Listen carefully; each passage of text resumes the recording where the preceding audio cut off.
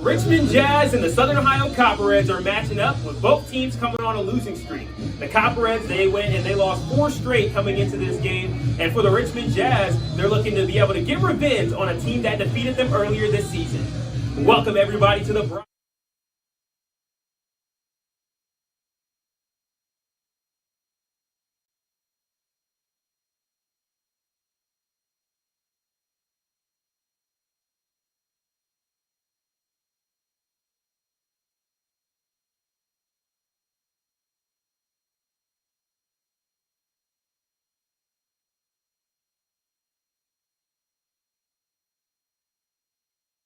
Richmond Jazz and the Southern Ohio Copperheads are matching up with both teams coming on a losing streak. The Copperheads, they went and they lost 4 straight coming into this game. And for the Richmond Jazz, they're looking to be able to get revenge on a team that defeated them earlier this season. Welcome.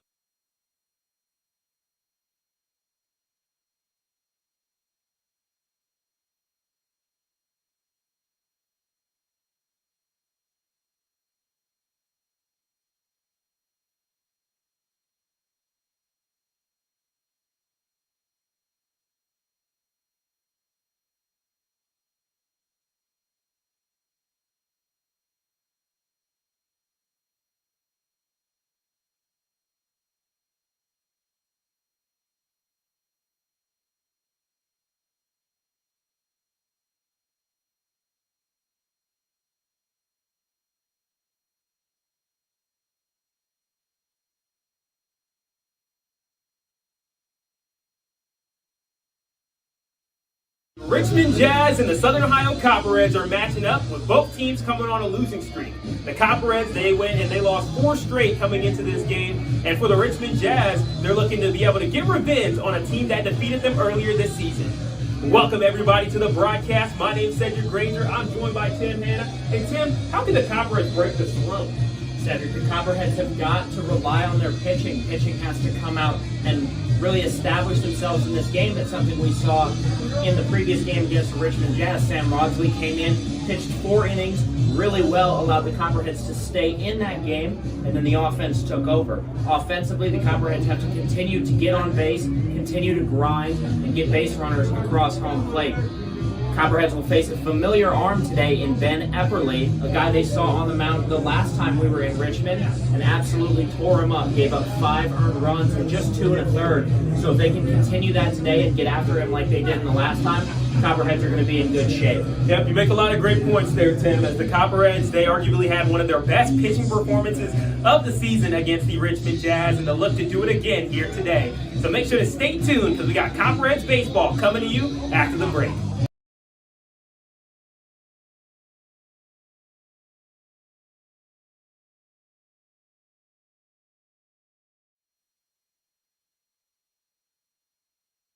Well, we're already underway here at Bob Wren Stadium as Aiden Hines, the first hitter for the Richmond Jazz, comes out swinging, gets a single right up Broadway. So that's already 1 hit. But welcome back. My name is Sedric Granger. I'm joined by Tim Hanna today, and we got a matchup between the 4-6 Copperheads and the 4-7 Richmond Jazz. Copperheads are wearing their orange jerseys today with green caps. The Richmond Jazz are in their navy uniforms with gray pants, and Colin Ryan is on the mound for the Copperheads at a Stony Brook University. He pitched a inning against the Steam where he walked 1, had a 0 ERA, 2 strikeouts. He also had a immaculate inning. The game is not finished yet, but the Xenia Scouts game that got postponed, he started the game off with 12 strikes, and he delivers a strike right there to Cade Parker with 1 runner on here at Bob Wren Stadium in Athens. And Tim, would you like to go over the lineup for the Copperheads defensively? Yeah, defensively for the Copperheads, similar things that we've been seeing. Coach Lanning talked about. Runner goes. Is he safe? He is. So Aiden Hines, after getting a single, advances to second base on the stolen base. Similar things Coach Lanning's talked about. They're kind of starting to settle in to the lineup that they want to see. Bam Thomas playing first tonight, Jordan Long at second, Carson Shepard at third, Maverick Stallings at short. Outfield remains very similar to what we've seen the last couple days. Trey Rucker, Kyle Ratliff, and Ian Crump. The 1-1 is low and inside, so it'll be ball 2 On the other side of things, for the Richmond Jazz, it'll be Aiden Hines leading off, which you already got to see him make it to first base on the single, and he's now on second. Cade Parker, who's batting right now, is batting second for the Jazz, and we'll take a break here to see what happens on the 2-1 pitch from Colin Ryan. Sets, delivers. It's going to be a drive to right field. Can they make it there? Ratliff is there. One down, and that'll advance Hines to third. So Cade Parker goes down on the fly ball, F8, and it'll bring on Austin Deering, who's a big problem for the Copperheads. As last time that they saw this guy, he had 2 home runs, Tim. He absolutely smashed those ones out of the park, and he should be another problem here for the Copperheads. He's batting .256 on the year, driven in 12 RBIs, which is the 3rd most in the entire Great Lakes Summer Collegiate League. And he'll take the first pitch here from Ryan. It's going to be a chopper right back to Ryan. Ryan looks back at third, holds the runner off, delivers it to first for out number 2. Good job by Ryan to really look off and make sure that the runner on third does not go home. So 2 down. Austin Deering, one of the best, obviously the best offensive player on this team, and really one of the best offensive bats in this entire league. Knows different ways to get on base, can really hit it. So Copperheads catch a break there off a nice piece of pitching by Colin Ryan. The 4th batter for the Jazz comes up. That's Connor O'Malley. Takes the first pitch inside for a ball. Then following O'Malley, it's Brandon Schrepf, Trenton Newer, Drew Barber, Carl Kuramoto, and Jawan Wembley, who are the lineup there for the Richmond Jazz, looking to move up in the standings. This is a battle for 5th place as the 1-0 pitch is inside. It looks like it hit the batter almost, but apparently it did not, so he's not going to get a walk there, but it will be ball number 2. Ryan and Friesen on the right. The same page there. Friesen kind of let that one get off to his left side, and he and Ryan both covering on that ball with a runner on third. Yep, Friesen getting the start at the catcher position today. The 2-0 pitch on its way. Up high for ball number 3, so 3 pitches, 3 balls for Colin Ryan, who didn't throw a lot of things that were off the mark when we saw him against the Xenia Scouts. Of course, it is a new day as the Copperheads are going against opponent. They beat 10-6 the last time they matched up, as that pitch is delivered too low for ball number 4. So O'Malley reaches first. You got runners on the corners for the Jazz, and that'll bring on Brandon Schrepf. He's a guy who played a lot of pitcher as well for this Richmond Jazz team. The whole challenge of this game is not going to be calling them the Utah Jazz, as I'm an avid NBA fan. So when I think of the Jazz, I'm always going to think of the Utah Jazz. But we have the Richmond Jazz, based in Indiana. Been a team since 2016 in the Great Lakes Summer Collegiate League, and still looking for their first career championship berth. As the 0-0 pitch comes in for strike number 1. 83 miles an hour right down Broadway for strike number 1. Yeah, we're right down Court Street from Colin Ryan, and we'll see if he can be able to strike out the runner. It'd be a big position here to leave a couple runners stranded, but the 0-1 pitch will be on its way. He sets, delivers. It's going to be a chopper to third. Shepard picks up the ball, throws it to first. Is it in time? No, it's an error. Bounces over Bam Thomas. Both of the runners advance, and that's 1 run for the Richmond Jazz. Aiden Hines comes in off of the error. So Copperheads already in an early hole today. Tough throw from Shepard, and Bam Thomas not all the way used to playing first base, so we'll see if that makes a difference today. Has had a couple starts over there at first base, but something not necessarily comfortable with to this point in the season.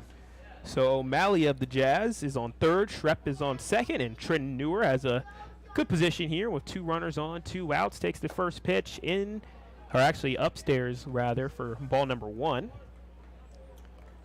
Trenton Newer is a Ohio University Bobcat, so he's used to playing on this stadium, playing against some of his former teammates as well.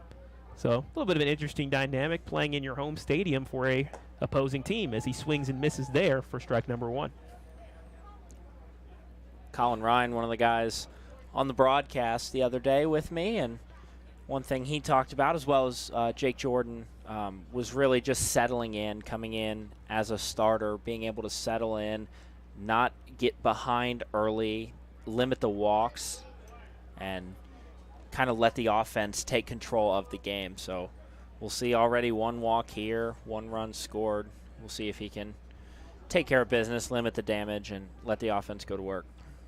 Copperheads coming into this game in this losing streak, they've allowed 11.25 runs per game and have allowed more runs than any team in the Great Lakes Summer Collegiate League, with 90 given up on the year, as that last pitch there was delivered for a strike. So the board reads all 2s, 2 balls, 2 strikes, 2 outs in the top of the first inning on Bark in the Park night V2 for the Copperheads. And we see a lot of great dogs, including our own resident dog here, Copper. As the 2-2 pitch is delivered, it's going to be a deep drive into foul territory, and the count will remain at 2-2. 83 on that pitch from Ryan. Got him a little bit excited. Yeah, Trent Newer's had a lot of practice on this field, and I know the Richmond Jazz are happy to be able to play on this field as well, as their coach said they didn't really like the field too much. As the 2-2 pitch is delivered, and it's down low for ball number 3. The count is full, and a payoff pitch will be on the way very soon. But like I was saying, yeah, McBride Stadium is a very old field, been there since 1936, which is the home of the Richmond Jazz, and where the Copperheads will be playing tomorrow. So it's a field where errors can tend to happen a lot, and through 10 games to show for it, as we see the payoff pitch from Ryan, it's outside. That'll walk Newer, and that's going to make the bases loaded here for the Richmond Jazz. And for Drew Barber, the catcher, he has a pretty good position here. He bats 0-7-1, so off to a tougher start this year. Is driven in 1 RBI, though, and is from Indiana University, Kokomo, and was born in Newcastle, Indiana.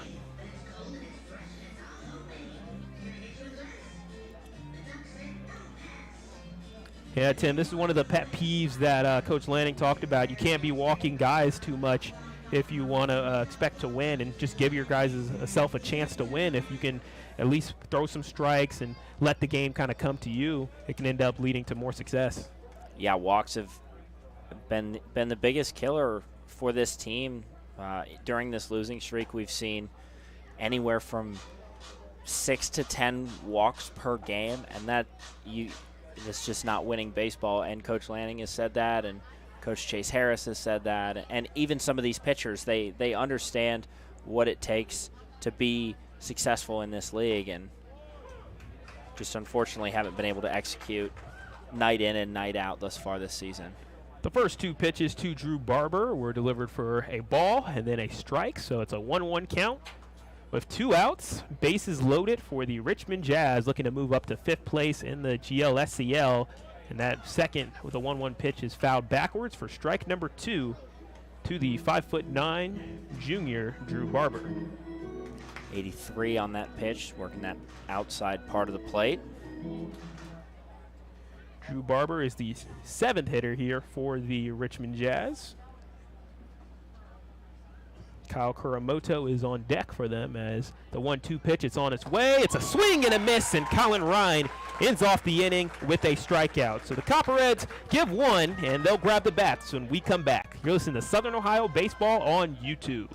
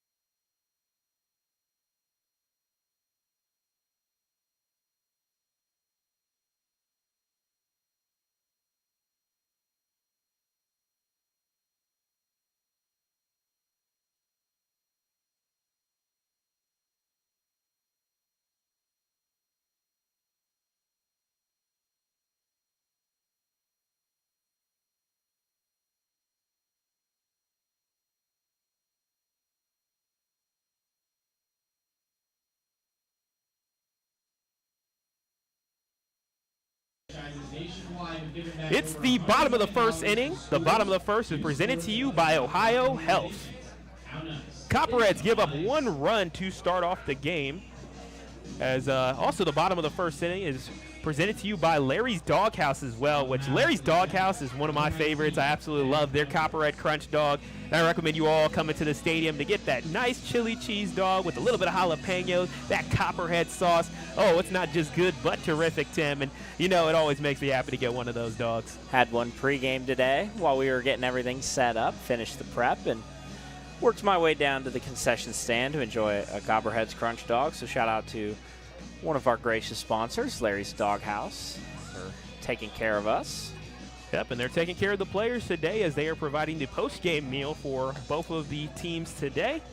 And speaking of the teams, the Richmond Jazz, they're up 1-0 over the Copperheads in the bottom of the first here as Colin Ryan, he did a good job ending off the inning with a strikeout as he caught Drew Barber.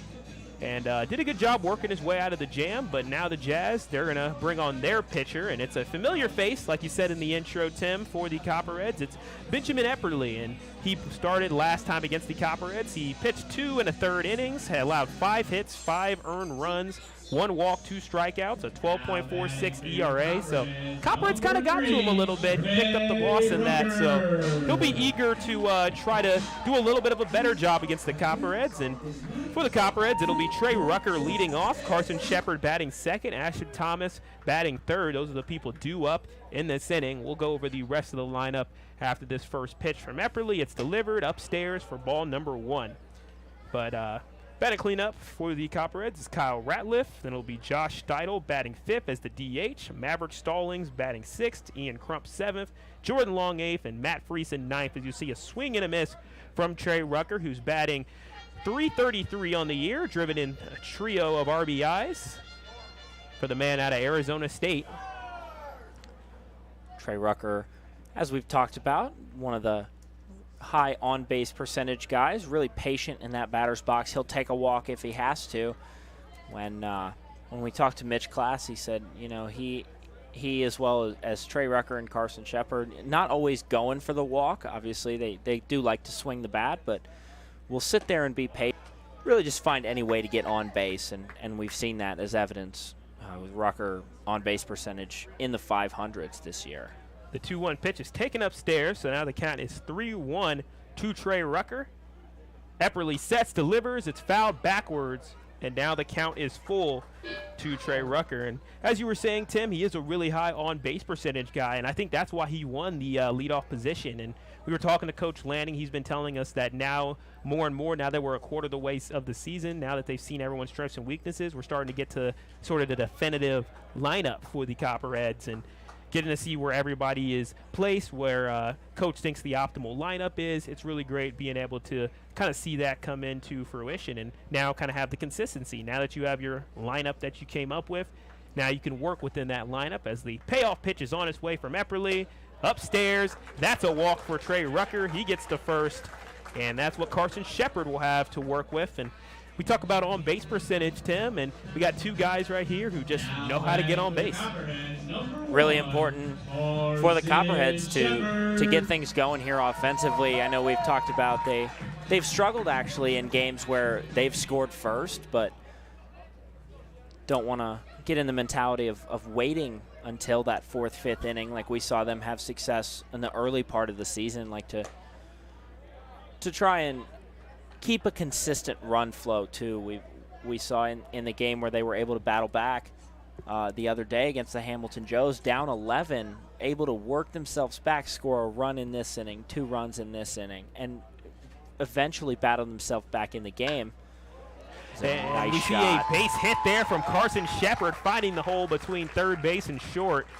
And that's going to be 2 runners up, 2 runners on for the Southern Ohio Copperheads. Trey Rucker advances to second, Carson Shepard to first, and that'll bring on Ashton Van Thomas. And the last time that he played against the Jazz, he had himself a game. He went 2 for 5 with 2 RBIs, 1 walk, and of course, Tim, the home run, the bam, out into right center field. And that ended up giving the Copperheads the momentum they needed to pull off that victory 10-6 in a matchup that was pretty back and forth up until the 8th inning, as the Jazz they were up by as many as 2 runs. They were up 6-4 going into the 8th inning, and Copperheads eventually pulled away with a 6-run 8th as Ashton Thomas shows bunt there, but the ball is outside for ball number 1, so it's a 1-0 count to Bam Thomas, who is batting .226 on the year, driven in 4 RBIs.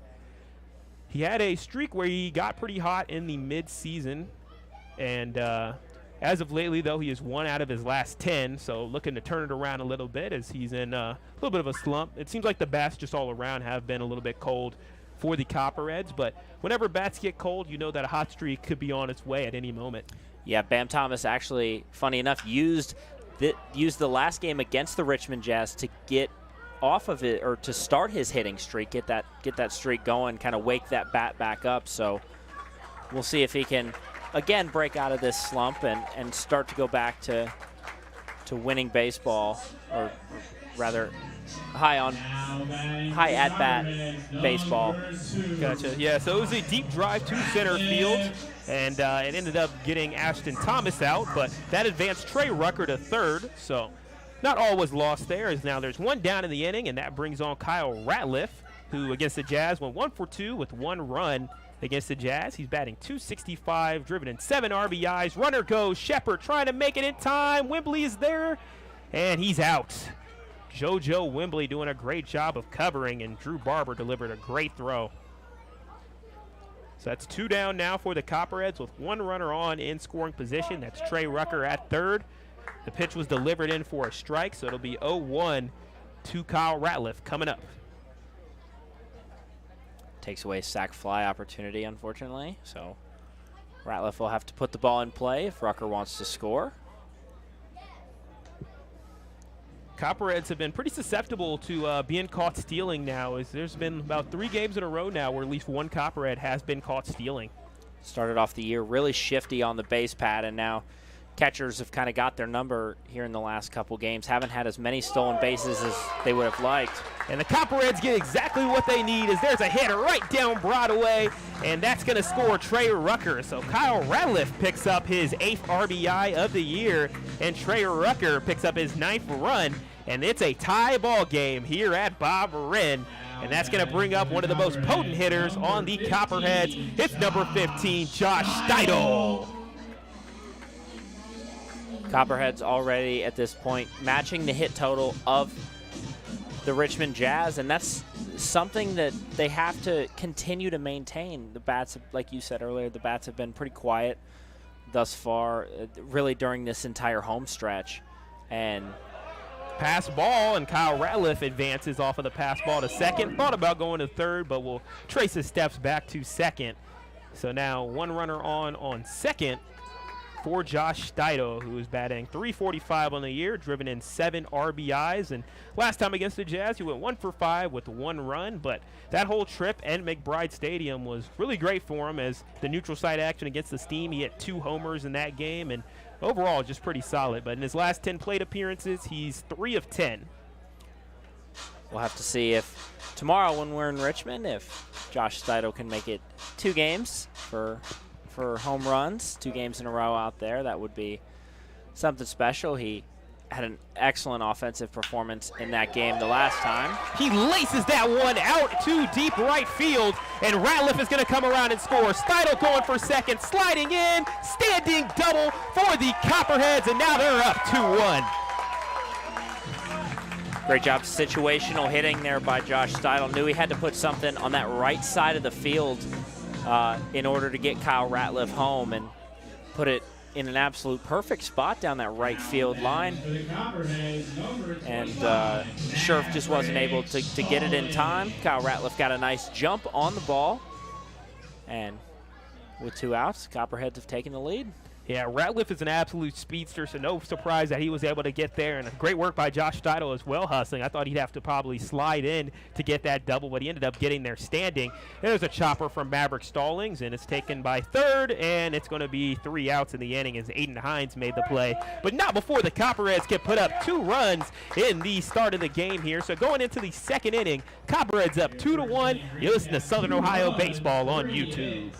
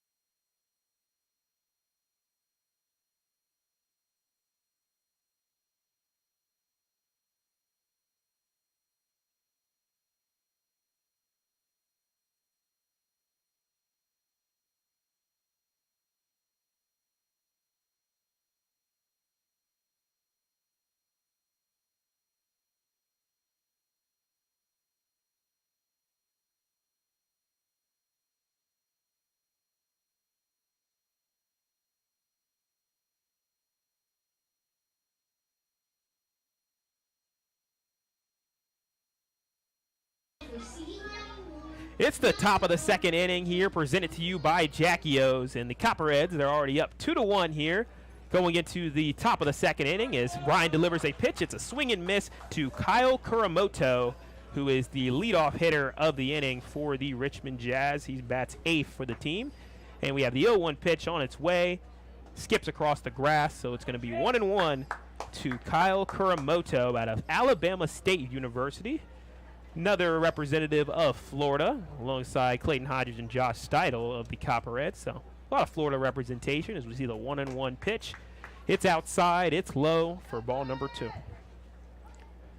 85 miles an hour on that fastball. Just got a little bit away from him, working that outside part of the plate. Now that time the pitch is a little too high for ball number 3. So it'll be 3-1 for Kuramoto.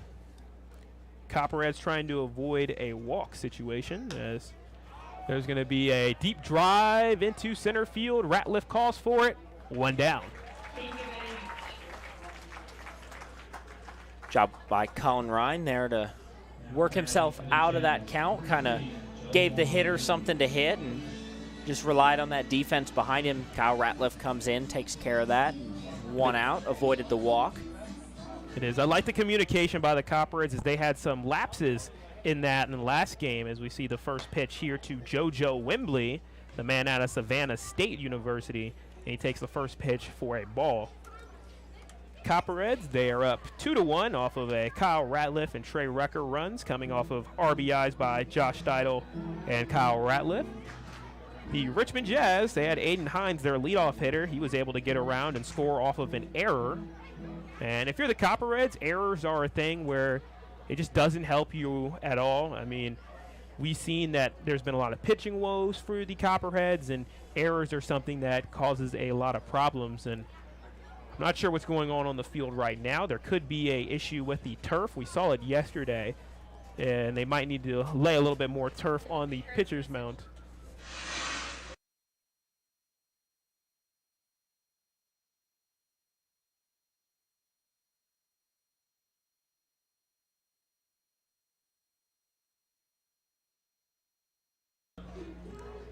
So it looks like whatever was going on in the field is okay, and this will bring up now, or JoJo Wembley will stay up here as it'll be a 1-1 pitch to him. Copperheads wearing their orange jerseys for the first time at home this season as the pitch is delivered, and it's a little too low, so it'll be 2-1 to Wembley. Copperheads broke their 2-game losing streak earlier this year against the Jazz, and they're trying to do the same thing with their 4-game losing streak, as right now the Copperheads are starting to see some separation now between the teams above them and where they're at right now, as they all have positive records. As there's going to be a drive to center field. Ratliff, can he get there? He does. So 2 runners up, 2 runners down, and that'll take us back to the top of the order. For the Richmond Jazz, it'll bring on Aiden Hines, who the last time he was up, he singled right down Broadway to start the game.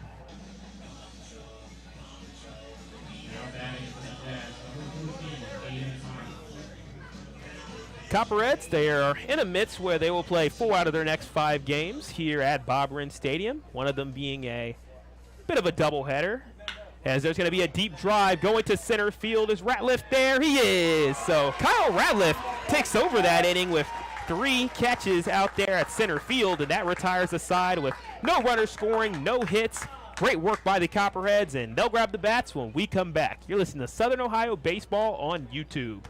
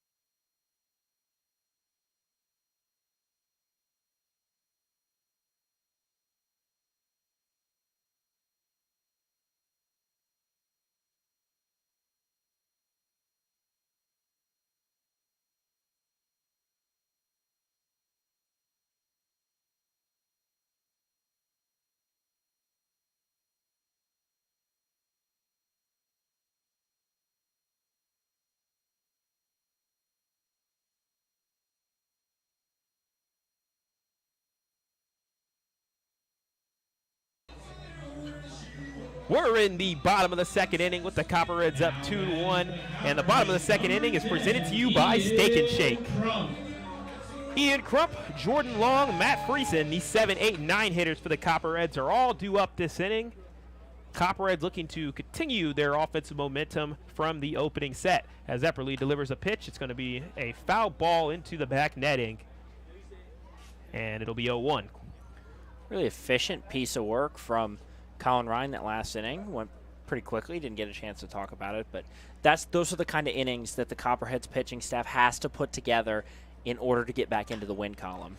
And that hit is laced out to foul territory, goes to the bullpen of the Richmond Jazz. So now the count is 0-2 quickly for Ian Crump, who's batting .091 on the year. Driven in no RBIs yet, still looking for it. 1 out of the last 10 for his plate appearances. So looking to find his bat as he's able to hit that one off to JoJo Wembley at second, who delivers it to Connor O'Malley for out number 1. Crump trying to just work things out offensively, has communicated with Coach Lanning, and the two of them have been communicative with each other, trying to work himself back out of that, and obviously Coach knows that slumps happen. Would like to kind of see him get going a little bit as this season goes on. And yeah, Tim, it's certainly a long season. I think there will be opportunities for Crump to be able to find his footing and be able to get out there and have a hot streak, as Absolutely, now Jordan Long is up. Takes the first pitch low and inside for ball number 1 from Epperly. Jordan Long batting .214 on the year, has driven in 1 RBI. The RBI that he got was against the Jazz earlier this season as he swings and misses there. Count is 1-1 with 1 out on a nice cooler day here in Athens, Ohio. We're in the low 70s. We'll get into the 60s, so maybe a little bit of light jacket weather, as there's a foul ball going back towards the on-deck circle, and the count is 1-2.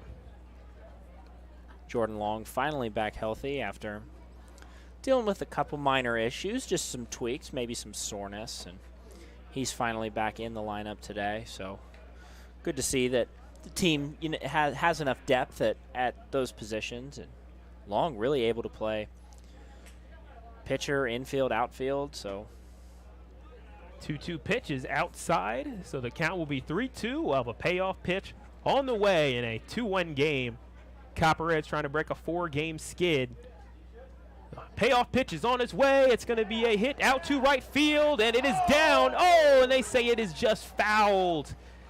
Tim, that was so close. I thought that stayed fair. You couldn't see the grass in between the foul line and where that ball hit, so pretty close one there for Jordan Long. So he'll get another chance to do it here. Tough break, but Jordan Long still gets another chance here to bat, and is behind him, Matt Friesen, the catcher, is on deck with the leadoff hitter, Trey Rucker, in the hole. Payoff is on its way. No swing there. They check, and it's a ball. So he's going to get the walk. So although Jordan Long couldn't pick up the single, he still was able to get to first base. And that'll bring on Matt Friesen, who is averaging, batting average is 143 on the year. Plays at Ohio University, so playing at his home field, of course, and he has a hit in each of his last 2 appearances. So despite the cold bats that have been all around here for the Copperheads, Matt Friesen has turned it up over his last couple of appearances. That pitch is way up too high as Drew Barber comes out of his squatting position to make the catch. Count is 1-0. Matt Friesen in that rotation of really solid catchers that the Copperheads have. Josh Steidel, obviously the leader of that group, but Sebastian Silva playing good as of late, as Matt Friesen as well. As you said, hitting his last couple games. So the catcher competition is really stiff on this team, and I think Copperheads have kind of established that, Steidel is their number 1 guy, but to get the other guys reps, they'll throw him in that designated hitter role and give those other 2 guys a chance to get behind the plate, especially if maybe they're a little bit more familiar with one of those bullpen catchers or some of the other starters on this team. There's 3 pitches for Epperly, and all 3 were balls upstairs. And now the 4th pitch is delivered for a walk. So a 4-pitch walk from Epperly, and we were talking to Jazz head coach Michael Skelly, and he was talking about how one of their biggest weaknesses was the same as the Copperheads, is they just walk too many people. They give up way too many balls. They don't throw enough strikes, and it's really helped them, hurt them in a lot of games. And they've also had issues finishing in the 7th, 8th, and 9th innings. This is where it really comes back to bite them as they walk people late, and it's been their demise. As we see Trey Rucker, the top of the order, is back up as he walked the first time up, and that's a high fly ball. Will it stay in foul territory? It will. 2 down. On the opposite side of that, Copperheads have not been in many games as of late, in those late couple innings, but have given themselves, really not given up until the very bitter end in those games. And we saw them come back essentially from an 11-0 deficit the other day, Friday night, and worked themselves all the way back. Only lost that game 11-9. So this team really just doesn't have any quit. No quit at all, and you can, as the season is just over the quarter of the way there, working towards about a third of the way through with the season. This is game number 12 out of 38 for the Copperheads. There's still plenty of time left to go, as things can happen, as you have 2 runners on for Carson Shepard, who delivers a hit that just goes foul. So it'll be 1-2. Or actually make that 1-1 rather, to number 1. Carson Shepard, the last time he was up, he singled, but was retired when he was caught stealing.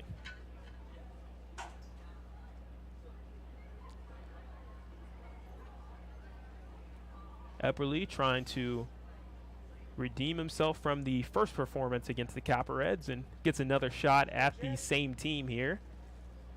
As we get the 1-1 pitch on the curveball, comes in right on the money for strike number 2.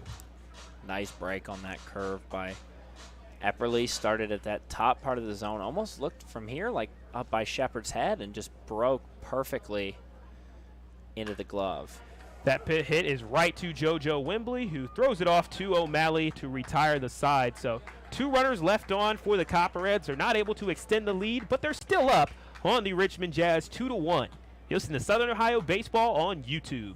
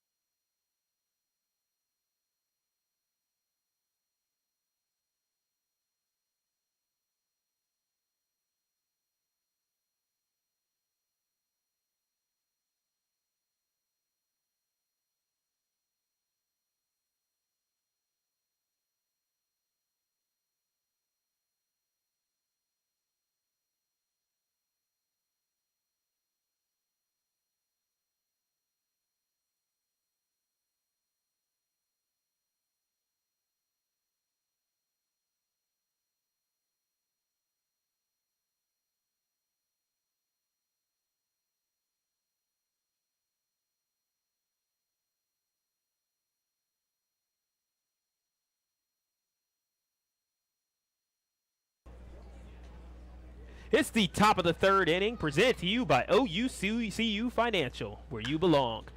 We come out swinging here in the top of the 3rd inning, as it is a base hit, and it will be probably an extra base hit for the leadoff hitter, Cade Parker. He's rounding second, trying to get to 3rd, slides in, he is safe. So when we come out of these commercial breaks, Tim, it seems like the Jazz just are already jazzed up to be able to get some hits, and we saw a deep drive to right field just to start it off. Might have to end our commercial breaks or come out of our commercial breaks a little bit early here, as that's 3 innings now. I believe 2 hits off of that from the Richmond Jazz, so we'll try and limit the damage here on our end at least. Yeah, both on first pitches, funny enough, as it was a single by Hines and then now a triple by Cade Parker here in the third. That'll bring up Austin Deering, a very dangerous batter for the Richmond Jazz, as he drives that one out to left field. There's the tag. Can they make it in time? They will. So Deering goes down. He's 0 for 2 on the day, or actually 0 for 1, but picks up the sac fly and his 13th RBI. So that puts him in second place now in the conference.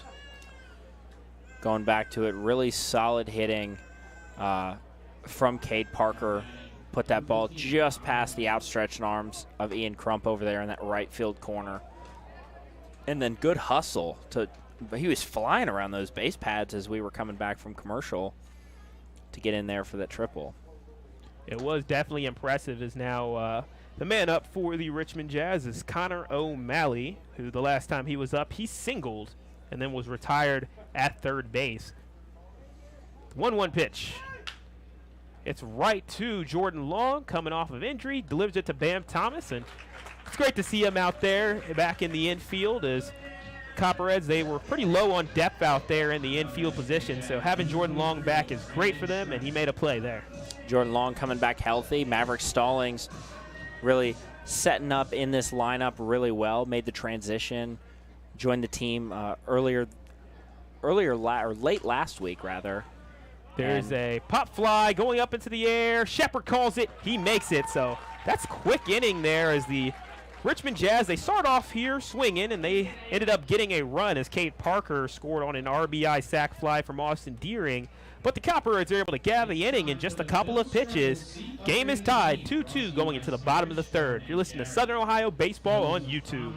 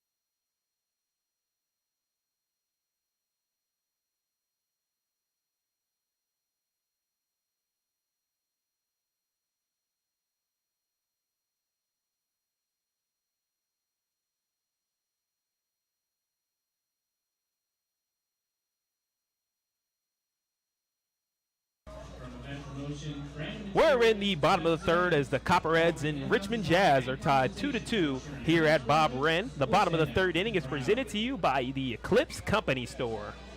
Starting it off here in the bottom of the third inning, it'll be Ashton Bam Thomas, followed by Kyle Ratliff and Josh Steidel. Those are the people who are due up this inning for the Copperheads in a tie game against a team that gave them a really great battle out at McBride Stadium. And both of these two teams, when they look at each other in the standings, they're 5th and 6th. They have the same win total, just 1 loss total difference.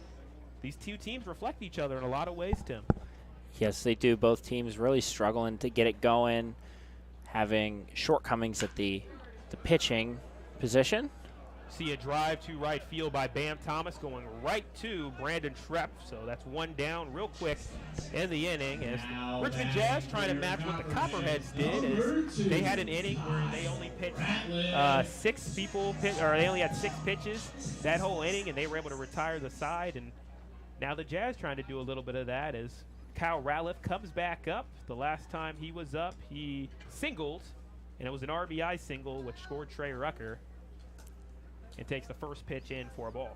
I think this is a good team for the Copperheads to be able to face, to kind of get back in that win column. Both of these teams, as you've mentioned, are pretty evenly matched, struggle with the same similar things. So if the Copperheads can kind of find level footing in this game, keep themselves in it late, the Copperheads have shown that they're not gonna go down without a fight. So I think this is a good bounce back game after a rough ending to last week. Most certainly is. Right now, so far, the pitching has kept the Copperheads in the game. These last couple of games, things have gotten out of hand really early for these pitchers of the Copperheads, and creates difficult situations for your offense. As the 2-1 pitch, it's on its way, too high. Ball number 3 to Kyle Ratliff, who has a couple of home runs on the year. He's knocked home a duo of them. One of them was a game winner against the Xenia Scouts, and it was a 3-1 homer to give them the 8-5 win. As the 3-1 pitch is delivered, it's a deep drive to left field. That ball's a comet coming off the bat, and is it gone? And they say it is fouled. Oh my goodness. That, I don't know about that one. Kyle Ratliff marched out of that batter's box like that ball was gone, and umpires saying that went foul? Maybe lost it over that foul pole, but wow. Yeah, it's been a series of just unfortunate breaks for the Copperheads in terms of umpire calls. It seems like a lot of calls have gone against them, as it'll be the payoff pitch on its way from Epperly. And now it's a deep drive. That ball's a comet coming off of the bat. It's gone. Hasta la vista. The ball doesn't lie, Sedric. The ball does not lie. Umpire said that ball went foul. Kyle Ratliff said, okay, I'll do it again. Sent that one all the way to West Green. We heard what Ethan Sargent, the PA announcer, just said. So nice he had to do it twice.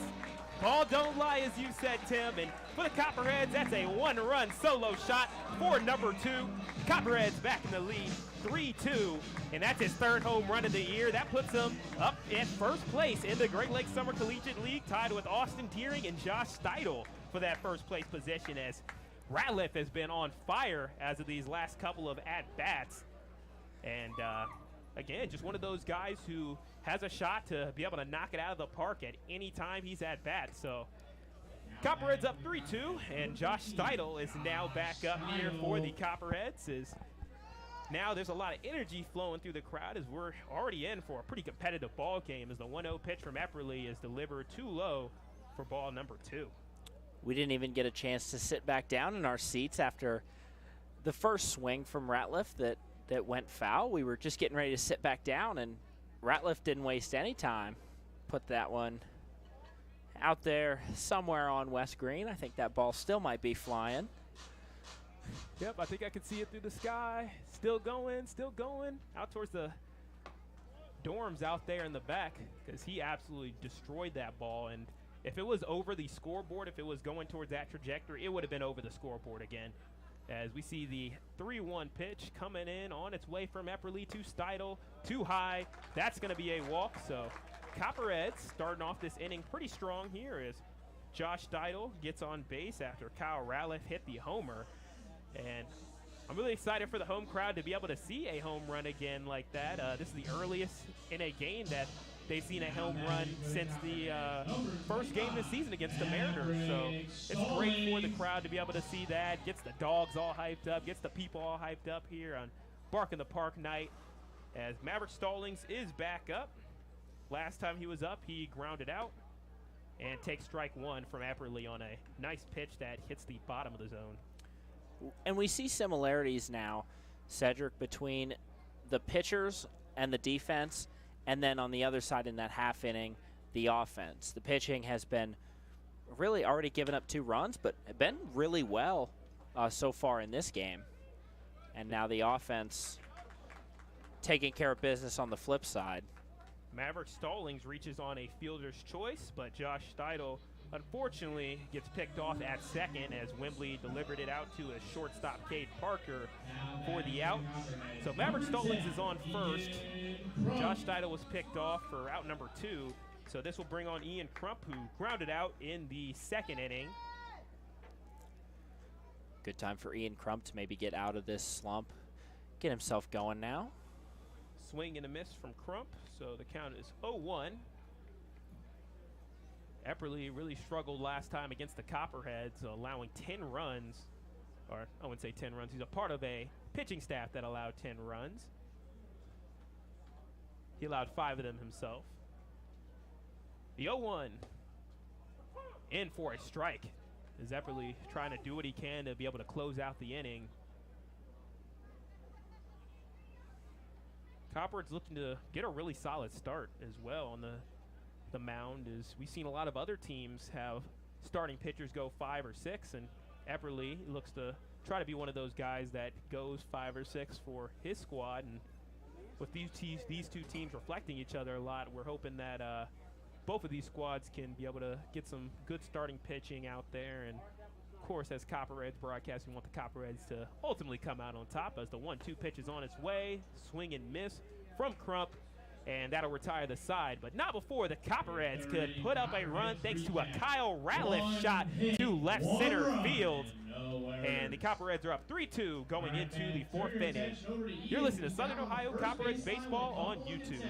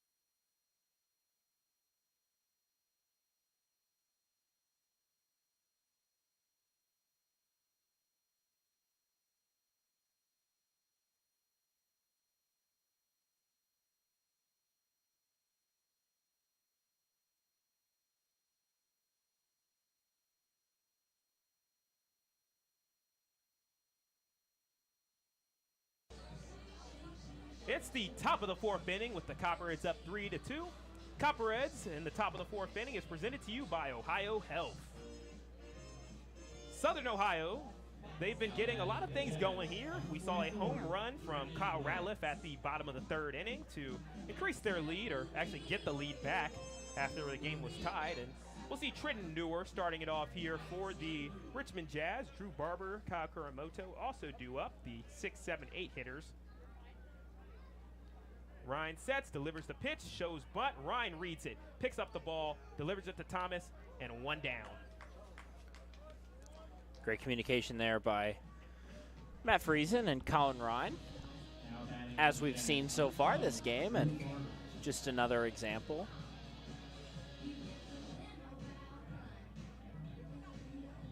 So next up, we see Drew Barber, the catcher. Last time he was up, he struck out, and that was the last out of the 1st inning. He's going to chop that one to Carson Shepard at 3rd. Shepard tries to throw across his body, and that's been a struggling point for the Copperheads, as that's an error.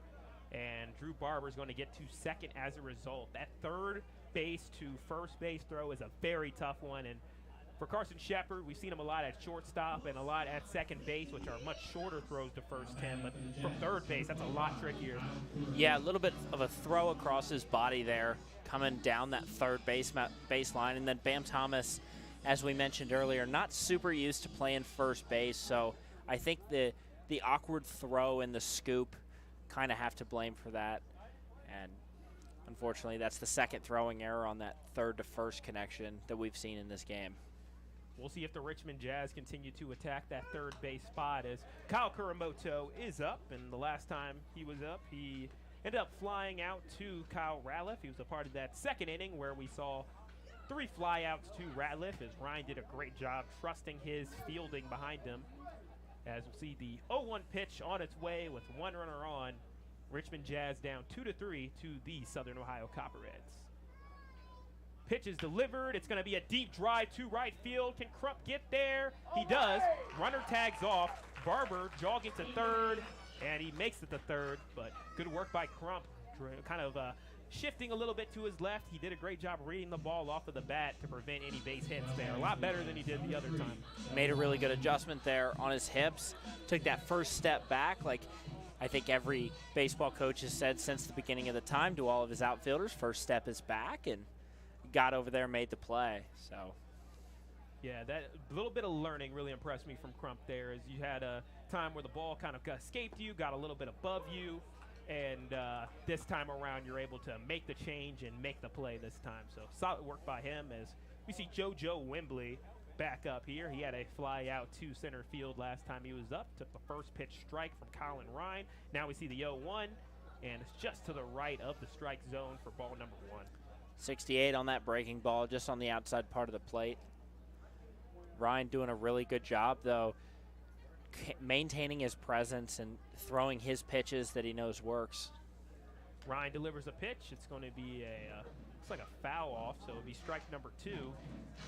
And Ryan and a lot of other pitchers in this staff came in as relief guys for the Copperheads, and one of the only main starters they had was Clellan. So a lot of guys who were originally relief pitchers are in at starting, and they're trying to see who could step up to fill those positions. As Ryan delivers the 1-2, it's going to be a chopper to Jordan Long. Long picks it up, delivers it to Bam Thomas, and that will retire the side.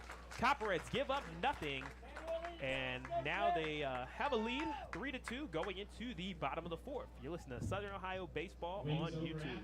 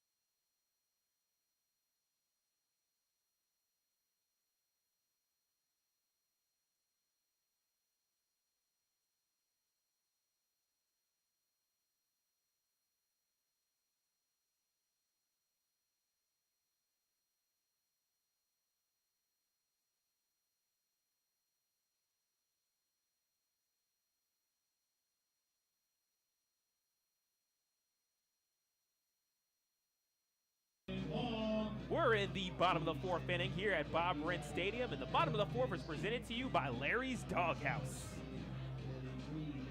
Copperheads are back with the bats here at the bottom of the 4th inning. It'll be Jordan Long who will be batting first, with Matt Friesen and Trey Rucker behind him, as the first pitch is delivered for a foul ball as Jordan Long comes out swinging.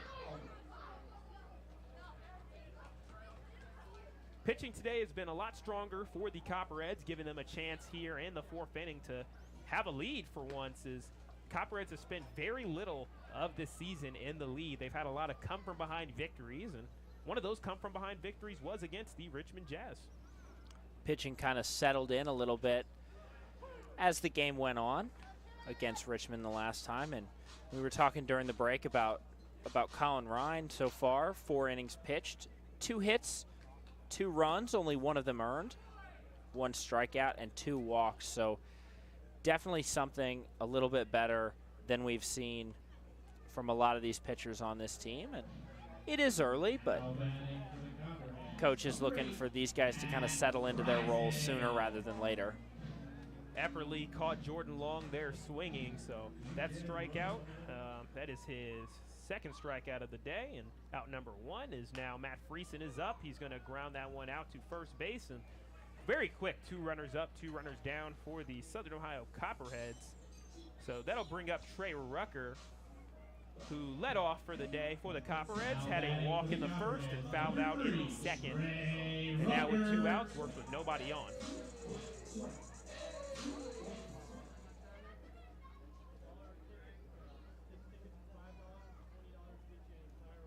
First pitch to Rucker is outside, pass ball, but don't have to pay the price for it with nobody on. So the count is 1-0 for the Copperheads and the Richmond Jazz. Jazz wearing their navy jerseys, Copperheads in their orange. The 1-0 is on its way. It's a deep drive to center field.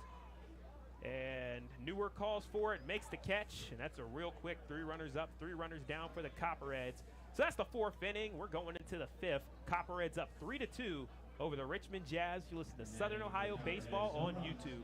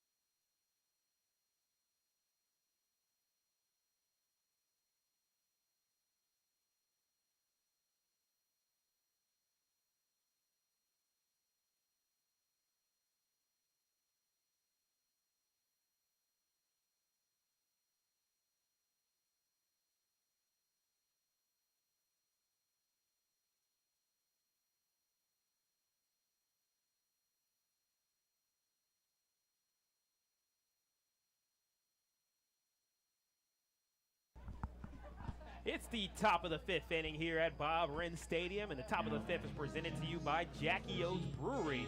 Make sure to try out the Homer's Hazy IPA if you're a Copperheads fan over the age of 21. Enjoy that beverage. It's the top of the order here for the Richmond Jazz. Aiden Hines, Cade Parker, Austin Deering all due up. And I'm surprised there, Tim, that we didn't see a hit or a swing coming out there, as both the 1st and 3rd innings, as soon as we came from commercial break, the Jazz came out swinging. As that's strike number 1 on a foul ball, so the count is 1-1 to Aiden Hines, who has a single and a fly out to his name. Maybe a bit of a broadcaster's jinx. We've seen ourselves get caught in that quite a few times already through 12 games, so glad we kind of broke our streak there. And he swings and misses there. Looks like it is strike number 2, so it's a 1-2 count for Aiden Hines, who attends Ball State University and is from the home city where Ball State is, Muncie, Indiana. So local guy staying at his local MAC school, used to playing OU. And he gets hit by pitch, takes one to the hand. So that'll give him first base. One just got away from Ryan there a little bit.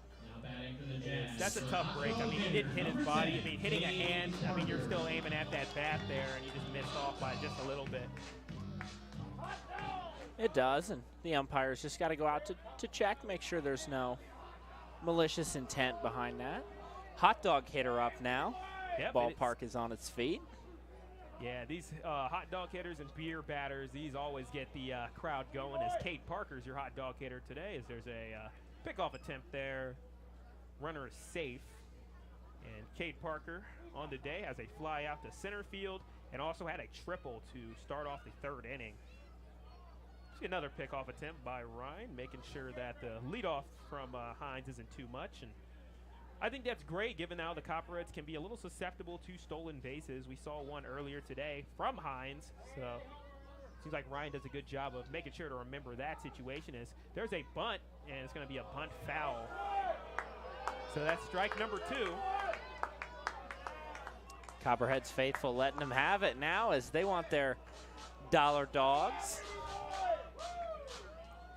I always love this part of the game because this always gets people out there yelling. And one of the best memories I had this season was when the Cincinnati Steam player, when they were up 11-0, he intentionally struck out, in my opinion. As that's strike number 3 delivered to Cade Parker.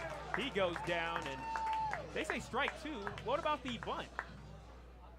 I believe the bunt might have been strike 1. I don't know. I think they might have had them. I thought that one must strike 2. Maybe I'm ahead of myself.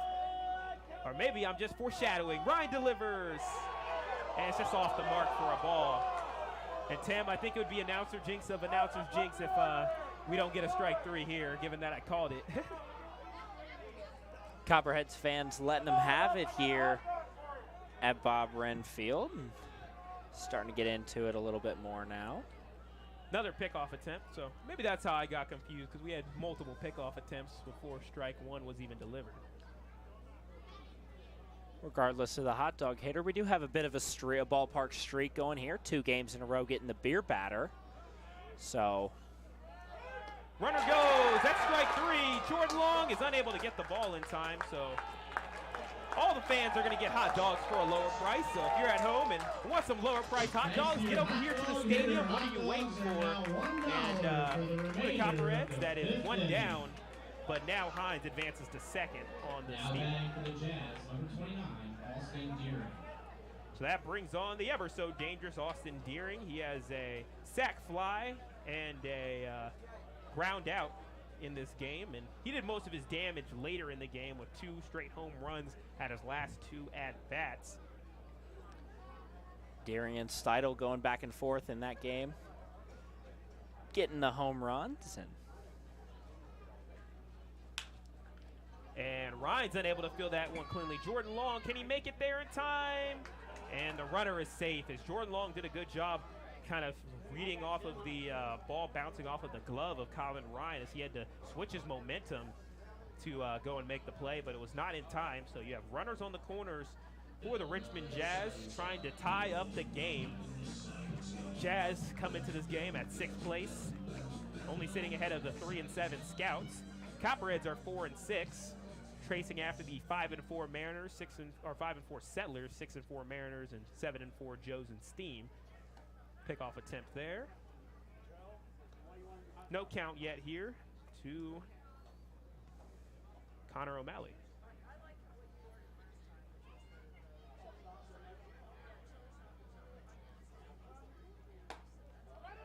Runner goes, and no throw, so that limits the force out opportunities to just first base. As we'll see 1-0 on its way to Connor O'Malley, who has a single and a ground out, so he's 1 for 2 for the Wittenberg man. So that ball is upstairs for ball number 2. And right now, Tim, we're in the midst of seeing a pretty good starting pitching performance here, as we've seen 4 1/3 innings so far from Colin Ryan, and it's already a win in Coach Lanning's book, just getting somebody to go 5 or 6. It just makes it a lot easier on the relievers, as we'll see the 2-0 count on its way. Inside for ball number 3. If Colin Ryan is able to get through this 5th inning without giving up that big inning like we've seen so many times with the Copperheads this season, I think that'll make a pitching coach, Chase Harris, was maybe a hit by pitch situation, it seems like, is They say it might have nicked him. Interesting. So that'll put Austin Deering, who had the steal in base, he's on second. Aiden Hines is on third, and Connor O'Malley is on first. And that'll bring up Brandon Trepp with a chance to be able to drive in some runners, as Colin Ryan's in a little bit of trouble here. He handled it well during the first inning. We'll see how he handles it here. Delivers the first pitch, and that's a strike delivered to Brandon Trepp, who reached on an error and has a fly out to his name on the day. Appears that Connor O'Malley was actually intentionally walked by the Copperheads, so loading the base, given the force out option at any base now. Bases loaded, delivers the pitch outside. And Tim, what's your take? Do you agree with that decision to walk him? I think it definitely gives the defense a little bit more room to work. You know, sharp ground balls to any base allows for that double play opportunity. Copperheads are confident in Colin Ryan's work right now, and they know they can take care of things on defense. So 1-1 on its way. It's a drive into foul territory for strike number 2. Got him here now at 1-2, so another nice pitch by Ryan. Maybe get him swinging. Maybe a nice fly ball out to the outfield. Copperheads up in this game 3-2. Trey Rucker scored first for the Copperheads off of a RBI single from Kyle Ratliff. Then an RBI double from Josh Steidel scored Kyle Ratliff. And then Kyle Ratliff had a solo homer in the third. And that's how the Copperheads are up 3-2. Richmond Jazz trying to change that as they're doing what they can to try to reach 5th place and show that they should be in the mix for one of those playoff spots, as you see a drive into foul territory, this time towards the Copperheads dugout. Or not dugout, rather, Copperheads bullpen. And the count remains 1-2. Richmond Jazz coming off of a loss to the Scouts 0-7, where they were no hit in that game.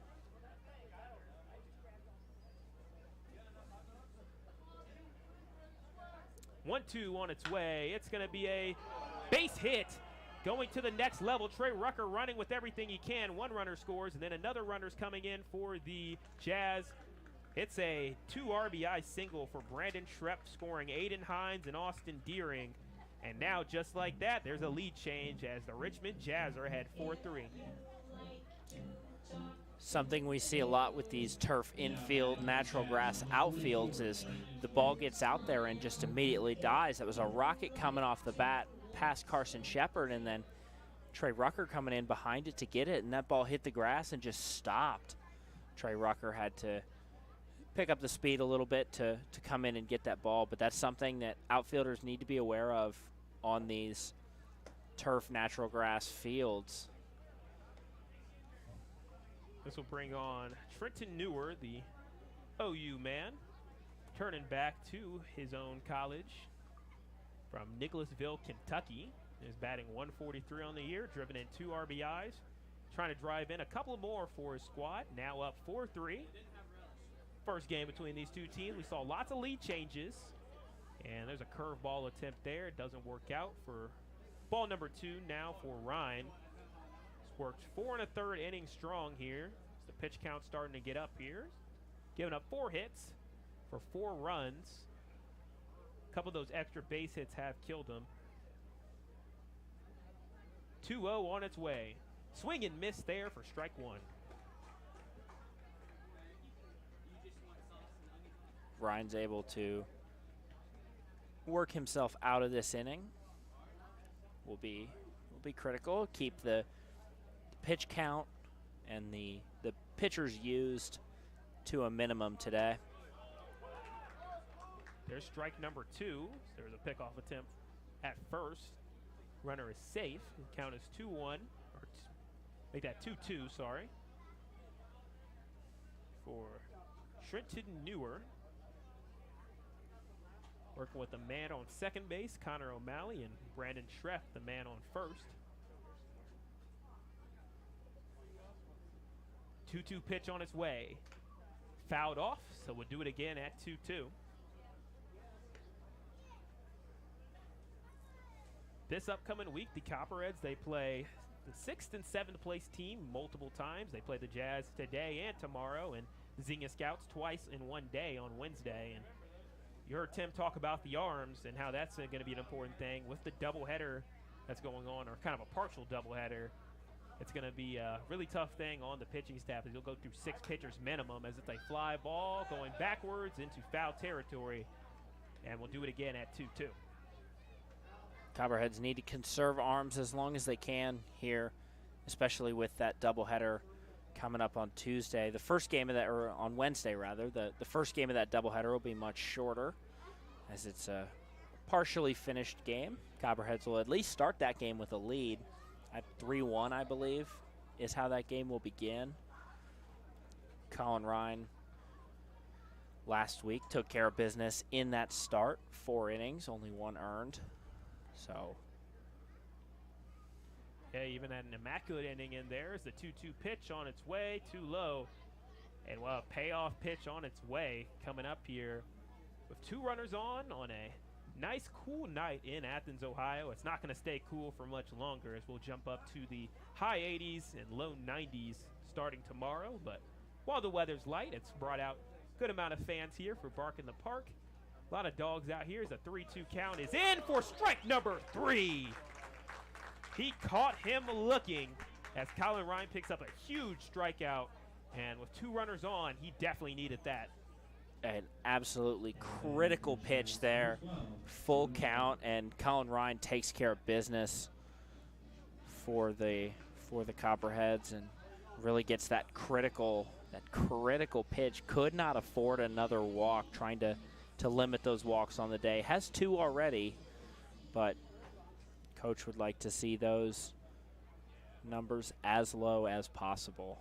Yeah, and coach also would like to see more strikeouts than walks, and we've seen 3 strikeouts and 2 walks for Colin Ryan. And he'll be going against Drew Barber, who has a strikeout and reached on an error. First pitch is delivered in for a strike. He's doing a good job working that bottom part of the zone, Tim.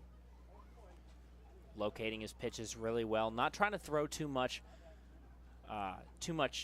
placement on that ball. Really just working the fastball and the off speed. Trying to get that ball into the zone. Breaking ball low and outside for ball number 1. Copperheads, they have a chance this week to get back in the mix for a playoff spot as Cincinnati Steam, they're in the lead right now, but again, it's a big race here for one of those top 2 spots. If you get first or second in your division, you make the playoffs. And in the South, there's 7 teams, to the North's only 6 teams, so it's a little harder in this division to make it as there's a drive to left field. It bounces in for a base hit. Trey Rucker trying to stop the runner from scoring. Carson Shepard, can he turn around in time? No. O'Malley scores, and the runners are all safe. So Barber picks up a RBI single, which scores Connor O'Malley. Brandon Schrepf makes it safely to second. And with 2 outs, Copperheads are down 5-3. Only 3 runs this inning, but this is that big inning. This has the big inning energy that coach has been talking about, trying to limit, and we've seen it in pretty much every loss this season where 1 inning just kind of gets away from this team and everything kind of falls off the rails. Sees Chase Harris out there talking to his guy, making sure everybody's on the same page. I would assume the plan is for him to finish out this inning, just get that 1 last out. It appears to be the case. It is, and if you're the Coppers, this is what you want to see. I mean, you're going to have a lot of tough times being able to switch from a relief guy to a starter, but if you want to be a starter, you need to get through that 5 innings. If you can get to that magic number of 5, it just means the world for this bullpen and being able to just take the pressure off of them a little bit. And now your relief guys, you can come in, they can give you 1 inning instead of having to give you 2, 3, or 4 innings at the end of the game. So this will be a chance for Ryan to really dig deep. This will be working against Kyle Kuramoto, a man he's retired twice. Is trying to make it 3 times here in the 5th inning with the Copperheads down 5-3. The first pitch is fouled right back towards us. Tim, if there was no net there, I think you would have had to make a catch on that. And that's strike number 1. Forgot to bring my glove to the ballpark today, but who knows, maybe one of these days I'll get out there and make some plays. I can see you out there. You're already wearing the orange, just like the Copperheads. Haven't played a competitive game of baseball since probably 2013. I think the last time I played. A big fan of the slow pitch softball, but a little bit different than hitting a baseball. The 0-1 is on its way from Ryan. Checks back. Make sure to keep O'Malley honest as the runners both go. Friesen makes a throw. Shepard, can he get him in time? No. Both runners are safe on the double steal.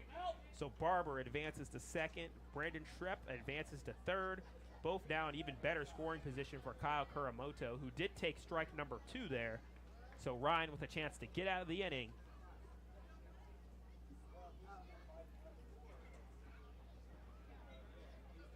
Beautiful evening on a nice home stand for the Copperheads. They've had 4 home games in 5 days, and now they deliver the 0-2 pitch. It's a foul ball, so we'll do it again at 0-2 as that ball goes towards Pruitt Field, the field hockey facility to the left of Bob Wren.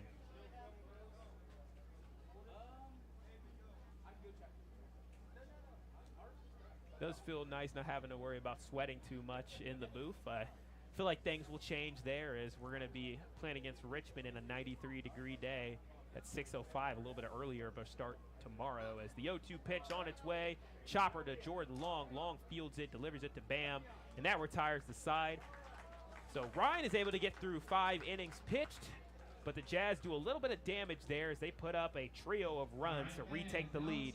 Going into the bottom of the 5th, Copperheads down by 2, and they'll grab the bats when we come back. You listen to Southern Ohio Baseball on YouTube.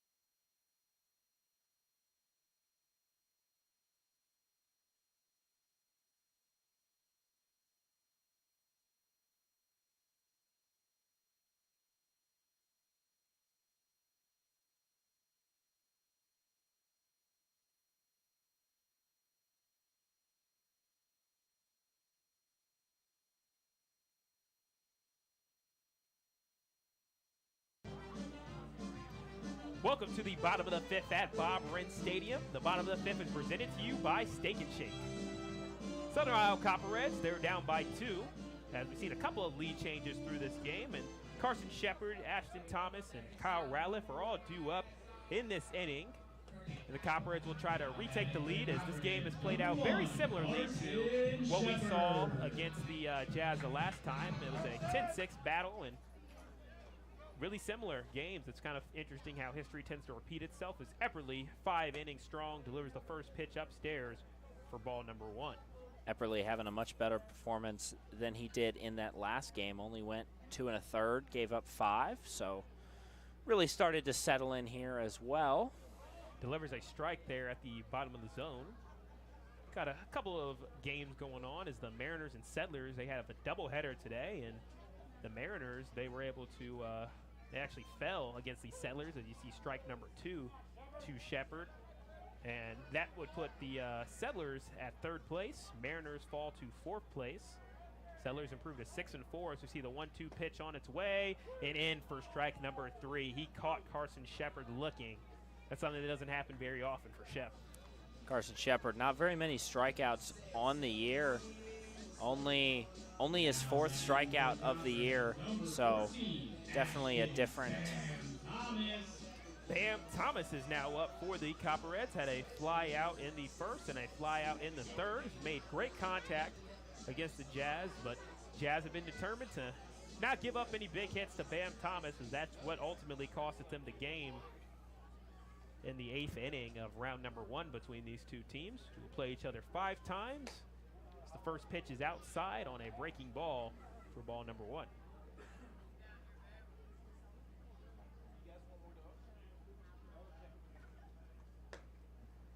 The 1-0 pitch is delivered in for yet another ball for Bam Thomas out of Flagler College, originally from Evans, Georgia.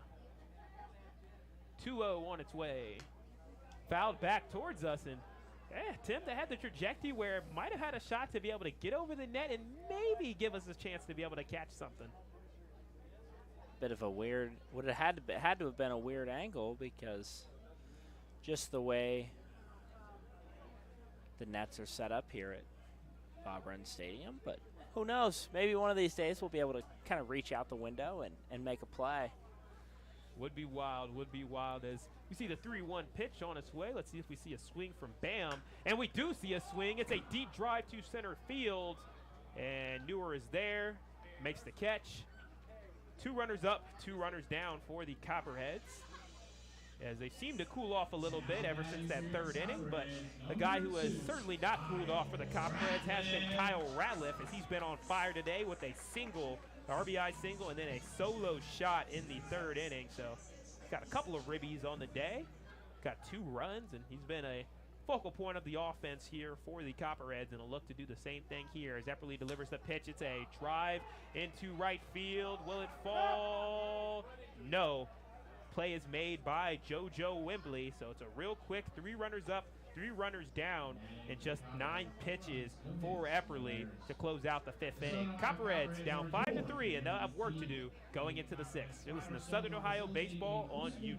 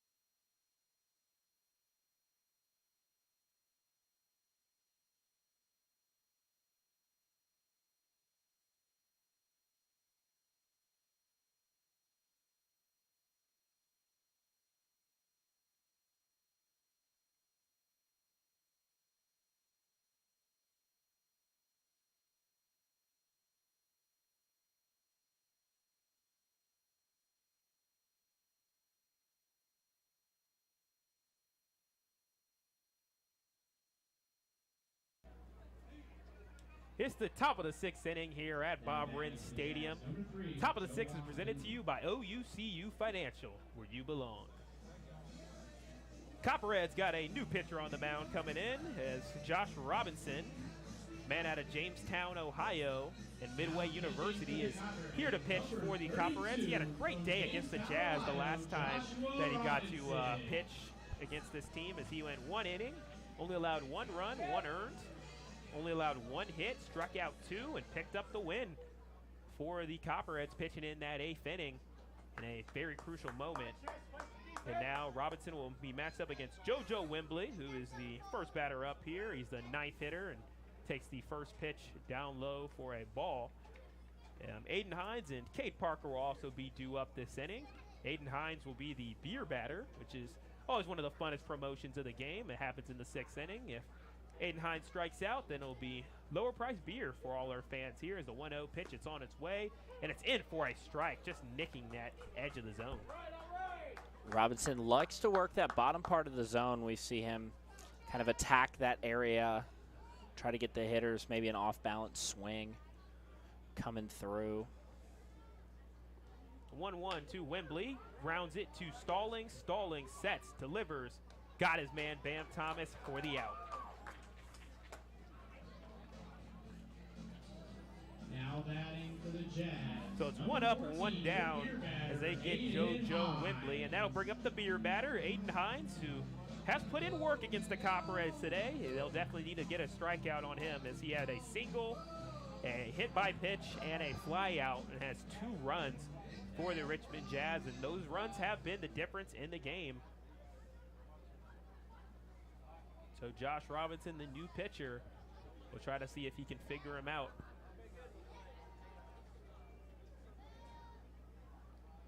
Aiden Hines shows bunt. It's on the outside there. And that's ball number 1. Josh Robinson, the pitcher, is a transfer from Clark State University. We'll see the 1-0 pitch on the way as there's some stadium chatter. It's going to be a hit to Stallings again. Stallings unable to field it cleanly. Can he get it there in time? He does. Stallings shows some pretty good composure there, where after kind of mishandling the ball, he does a great job reeling it back in to deliver it to Bam Thomas. So see a pair of 6-3 plays to start this inning. The announcer jinx once again comes up on us as the 2-game streak of beer batters is broken here at Bob Wren. Apologize to all the fans out there when you're watching this game now or later. And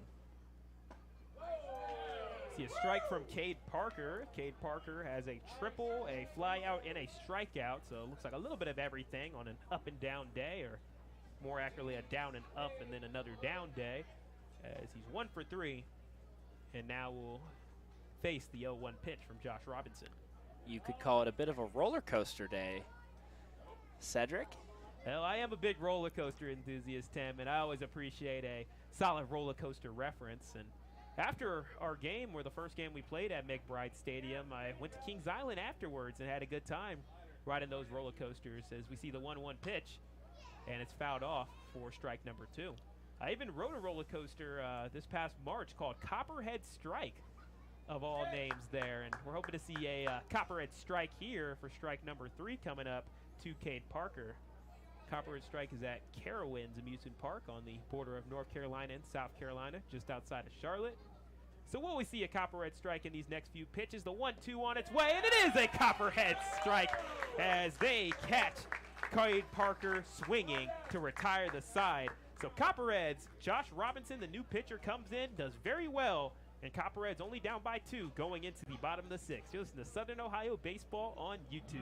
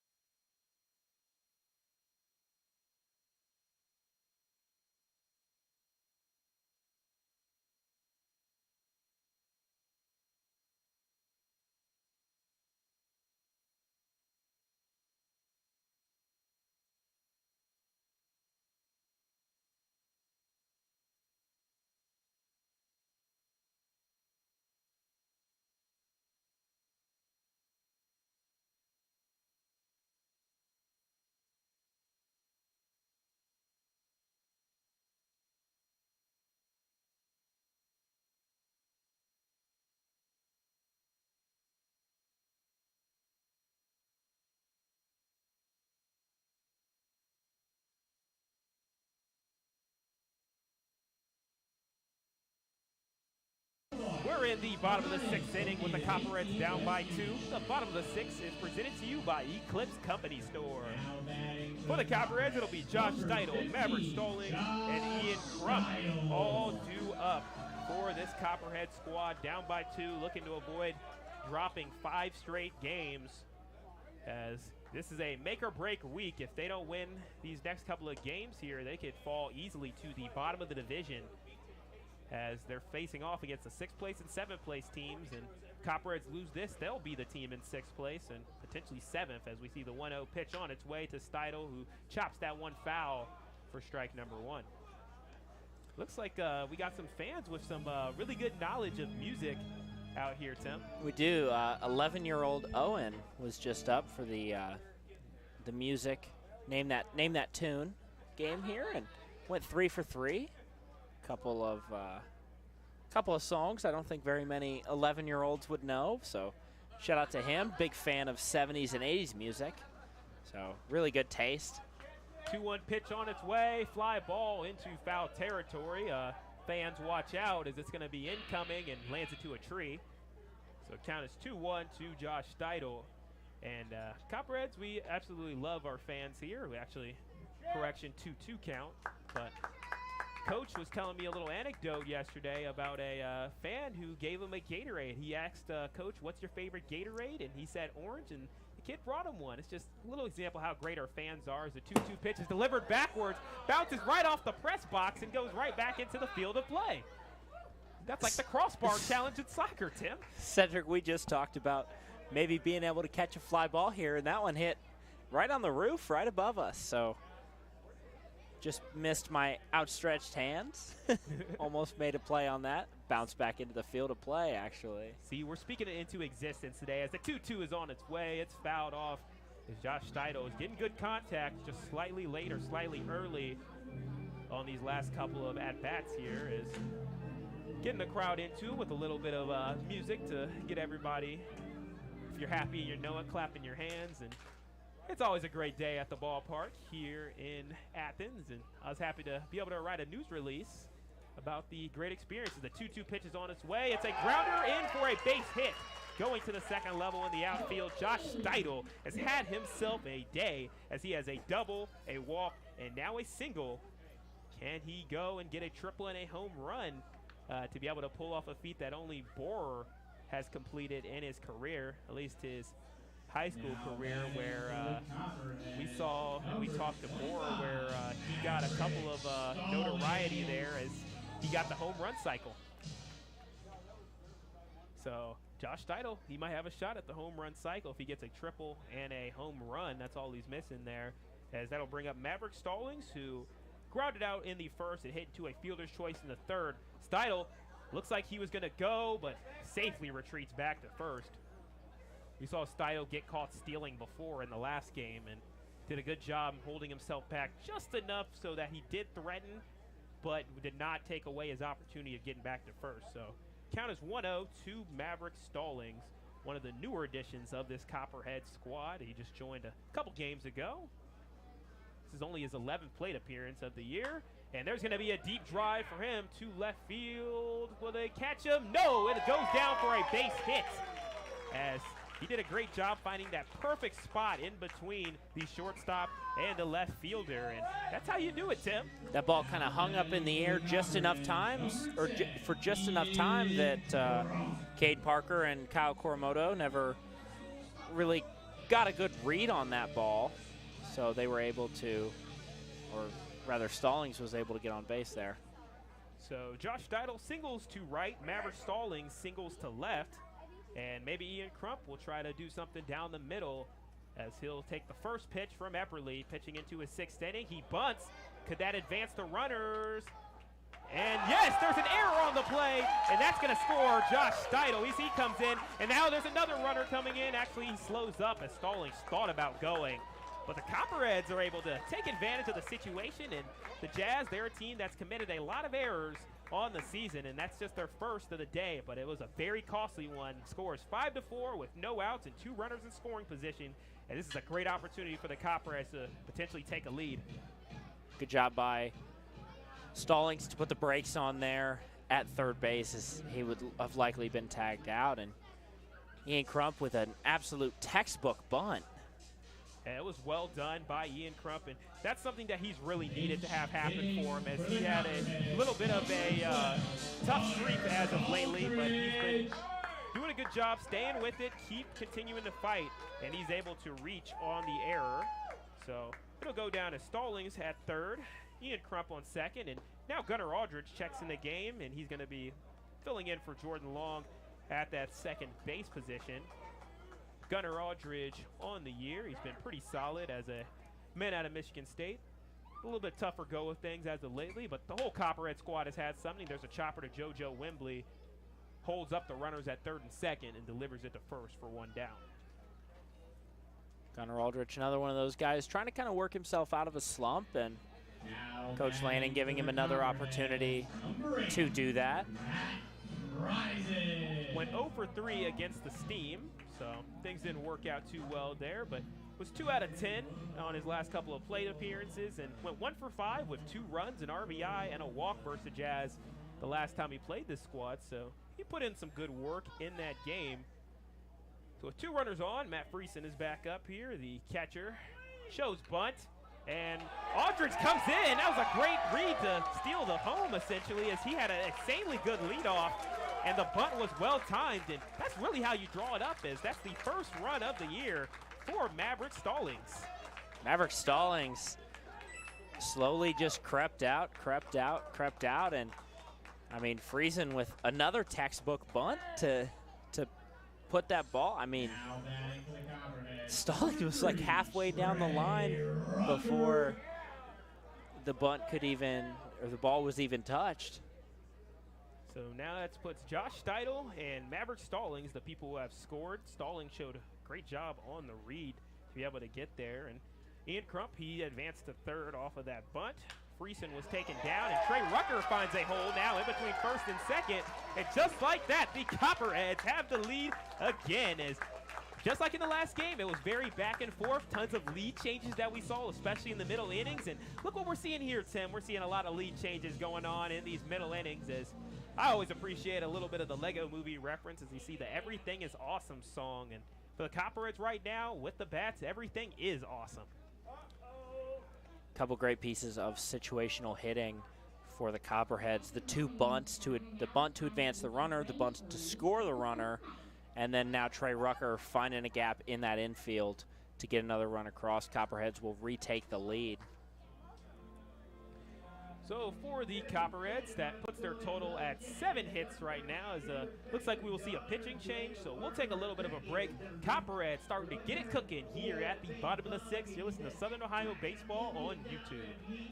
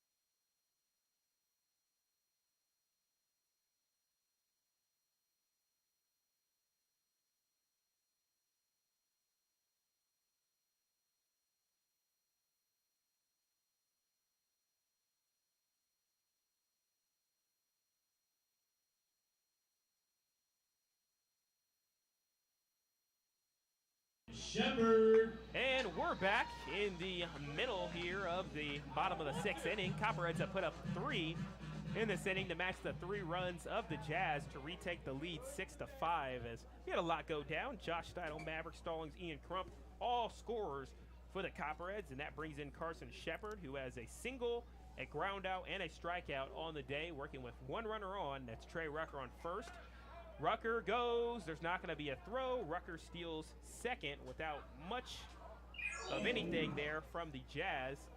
And speaking of the Jazz, they have a new pitcher. It's Josiah Sizemore out of Cambridge City, Indiana. And last time that he faced the Copperheads, he was batting, and he went 0 for 3 with an RBI and a walk versus the Copperheads. So this isn't something that's too new for Southern Ohio, as they've matched up against a lot of positional players hitting. It's kind of been a weakness of them as the positional players have come in and put in work, including Torres of the Mariners, as well as we saw it against the Settlers here as Sizemore delivers a strike, making it a 1-1 count. And I think it's just something about this league, Tim, where you're just going to have players getting a lot of reps at different positions, whether they're a positional player, if they want to improve batting, or if they want to improve their pitching as well. They get an opportunity to do a little bit of both.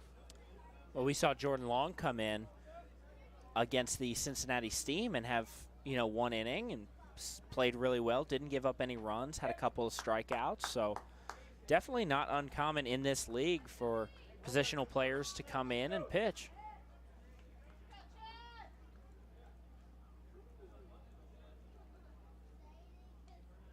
Sizemore checks back, delivers a pitch. It's going to be a hit over the top to JoJo Wembley. Can he make it in time? Shepard isn't, and he's going to be out to retire the side. But the Copperheads do a great job with the counterattack, putting up 3 runs. The game is now a 6-5 lead for the Copperheads, and we're going into the 7th inning. You listen to Southern Ohio Baseball on YouTube.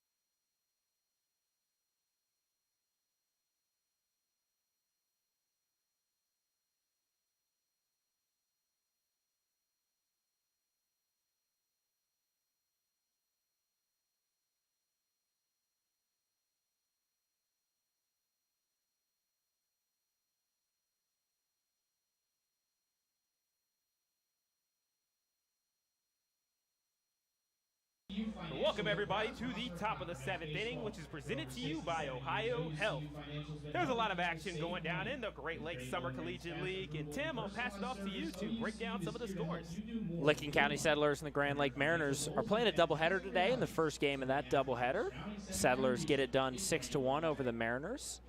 And now that game, the second game of that doubleheader, in the top of the 3rd, Licking County leads 3-2.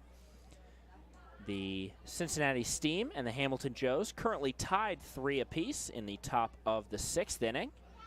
No North Division action today, as all of those teams looks like they'll get a day off. Yep, makes sense to me. When you have 6 teams in your division, they got to have days off periodically there. As they can't do what the South Division does and just rotate off days. As the 1-0 pitch on its way for Deering. Deering delivers that one right down Broadway for a base hit.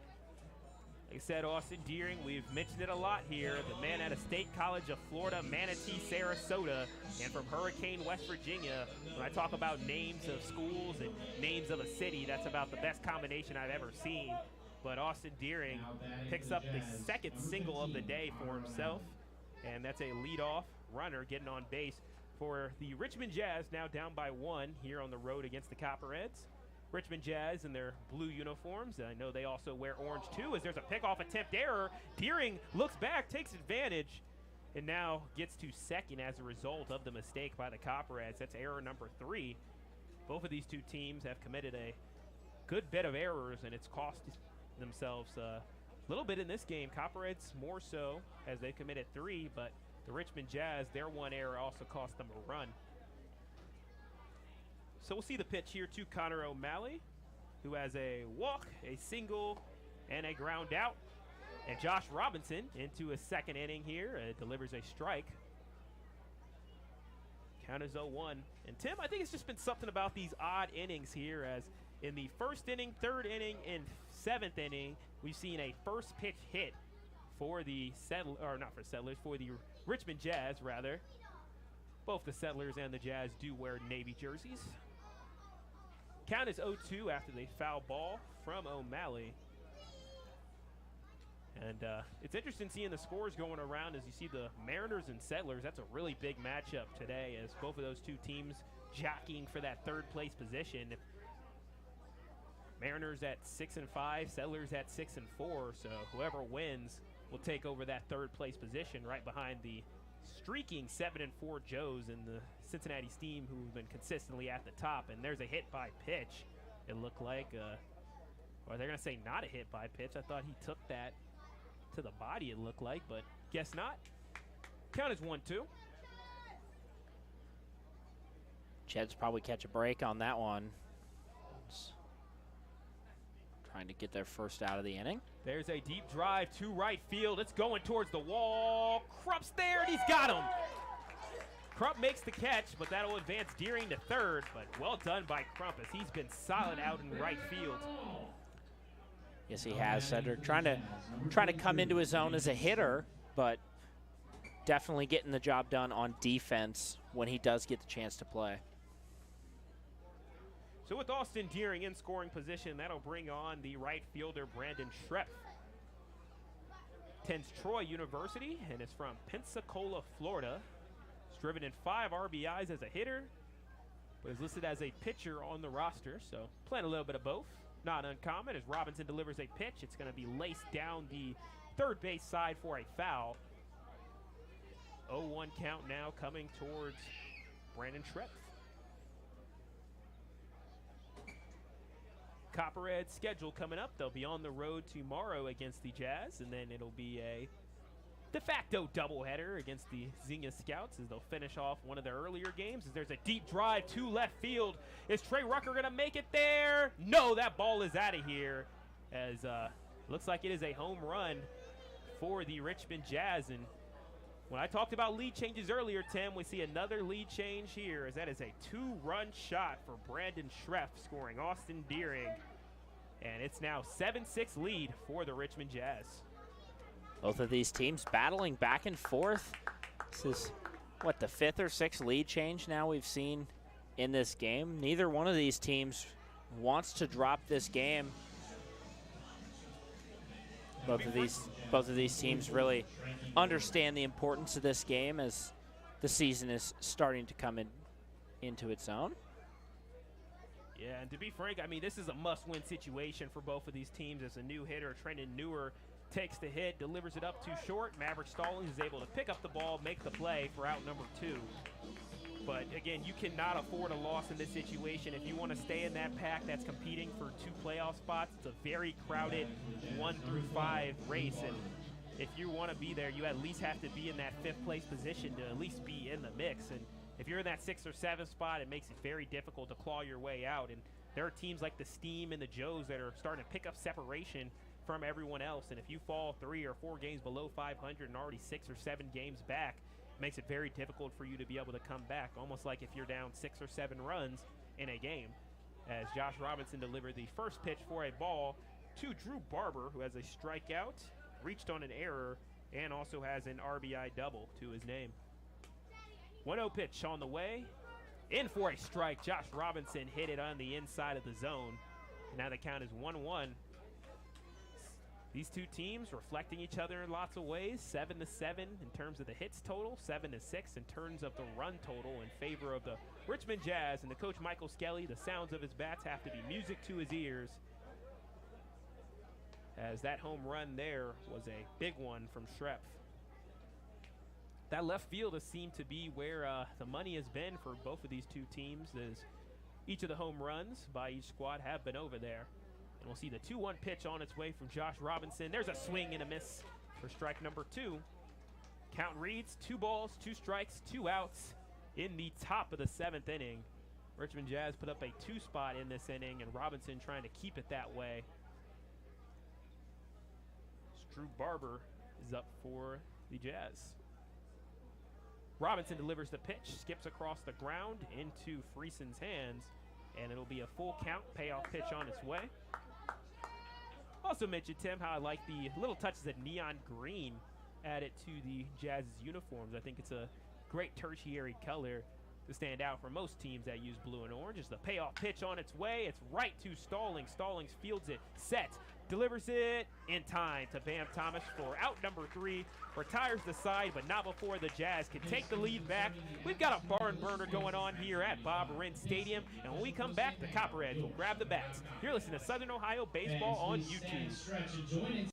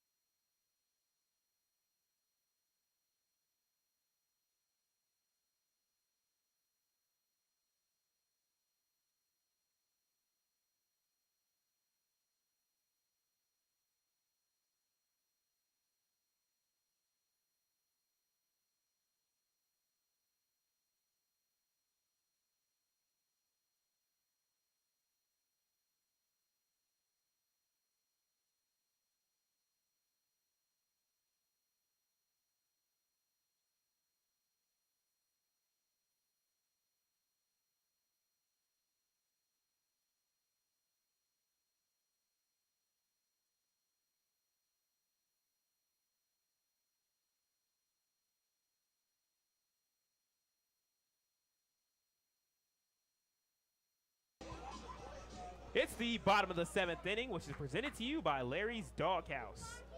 Bam Thomas, Kyle Ratliff, Josh Steidel all due up in the inning as the Copperheads are down by 1. They'll need some clutch performances as Sizemore delivers a pitch up high, and we've seen a lot of heroics from this Copperheads team at many points throughout the year. And if they want to stave off the Jazz, they're going to have to do just that. As Bam Thomas, the man with a home run in the last time the Copperheads faced the squad, gets a 1-1 count against them. As the beautiful evenings now turning into dusk here, as Bam Thomas fouls that one off, trying to go down low for that one. So the count is 1-2 for Bam Thomas, who has a trio of flyouts on the day. Bam Thomas looking to get things going again here offensively. Been struggling the last couple games.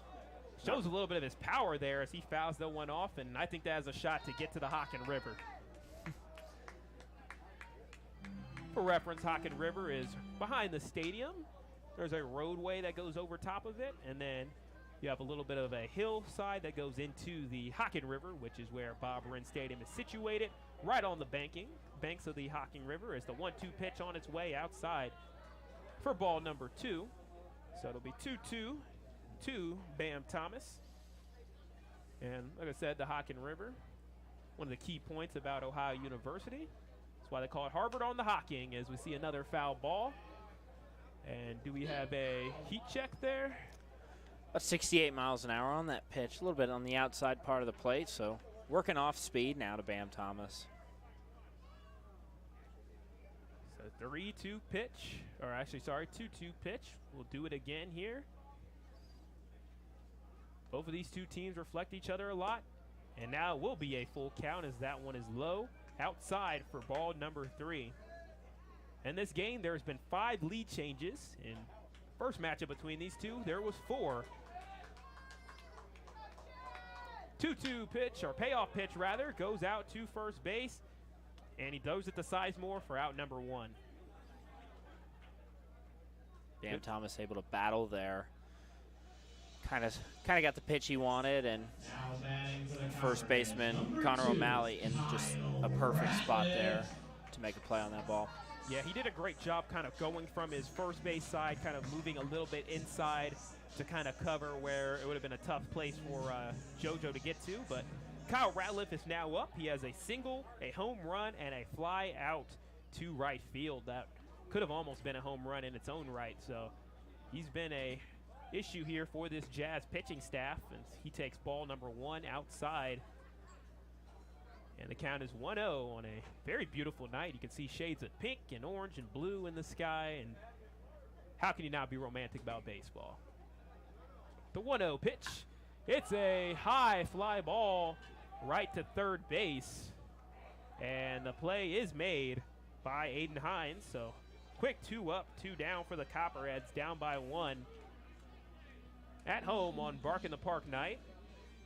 Got a pretty decent crowd here, especially given that it is a Monday. It can be sometimes harder to get people out, but with the cooler weather, it seems like the Copperheads fans have shown out very strongly here for this matchup, which brings a smile to my face. Love to see it.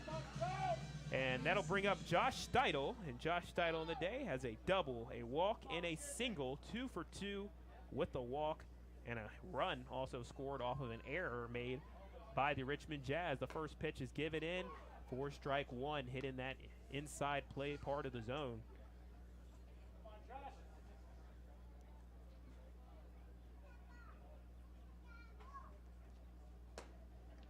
Oh, 1 is delivered too high for ball number 1 to Josh Steidel, man who has been a hero in games here at Bob Wren Stadium.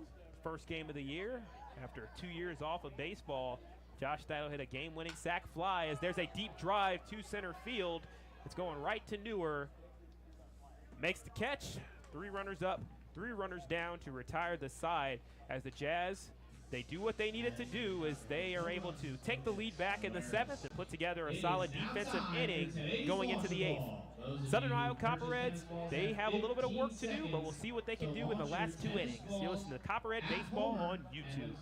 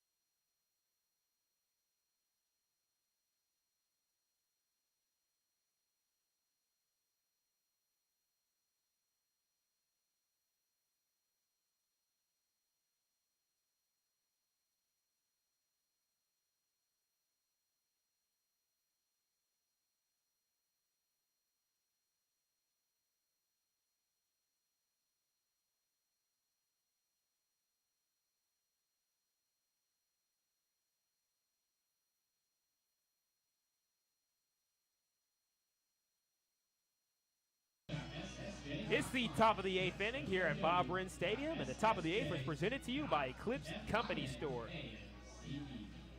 We're back, and the Copperheads are down 7-6 as Bohrer's still on the mound here for the Copperheads, going into his third inning here. And Tim, are you pretty happy with the pitching performance so far on the day?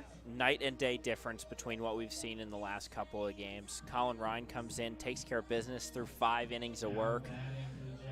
Josh Robinson starting his 3rd inning of work now in this inning. And we were talking about it a little bit during the break, Sedric, but if the Copperheads can hold out this inning, go scoreless, Josh Robinson limits the walks, doesn't have any currently, so if he can keep that number as low as possible, and we could possibly see a closer come in that last inning and really just shut the doors on this Steam offense, or rather the Jazz offense.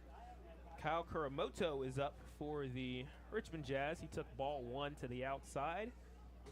He has a couple of flyouts and a strikeout, looking for hit number 1.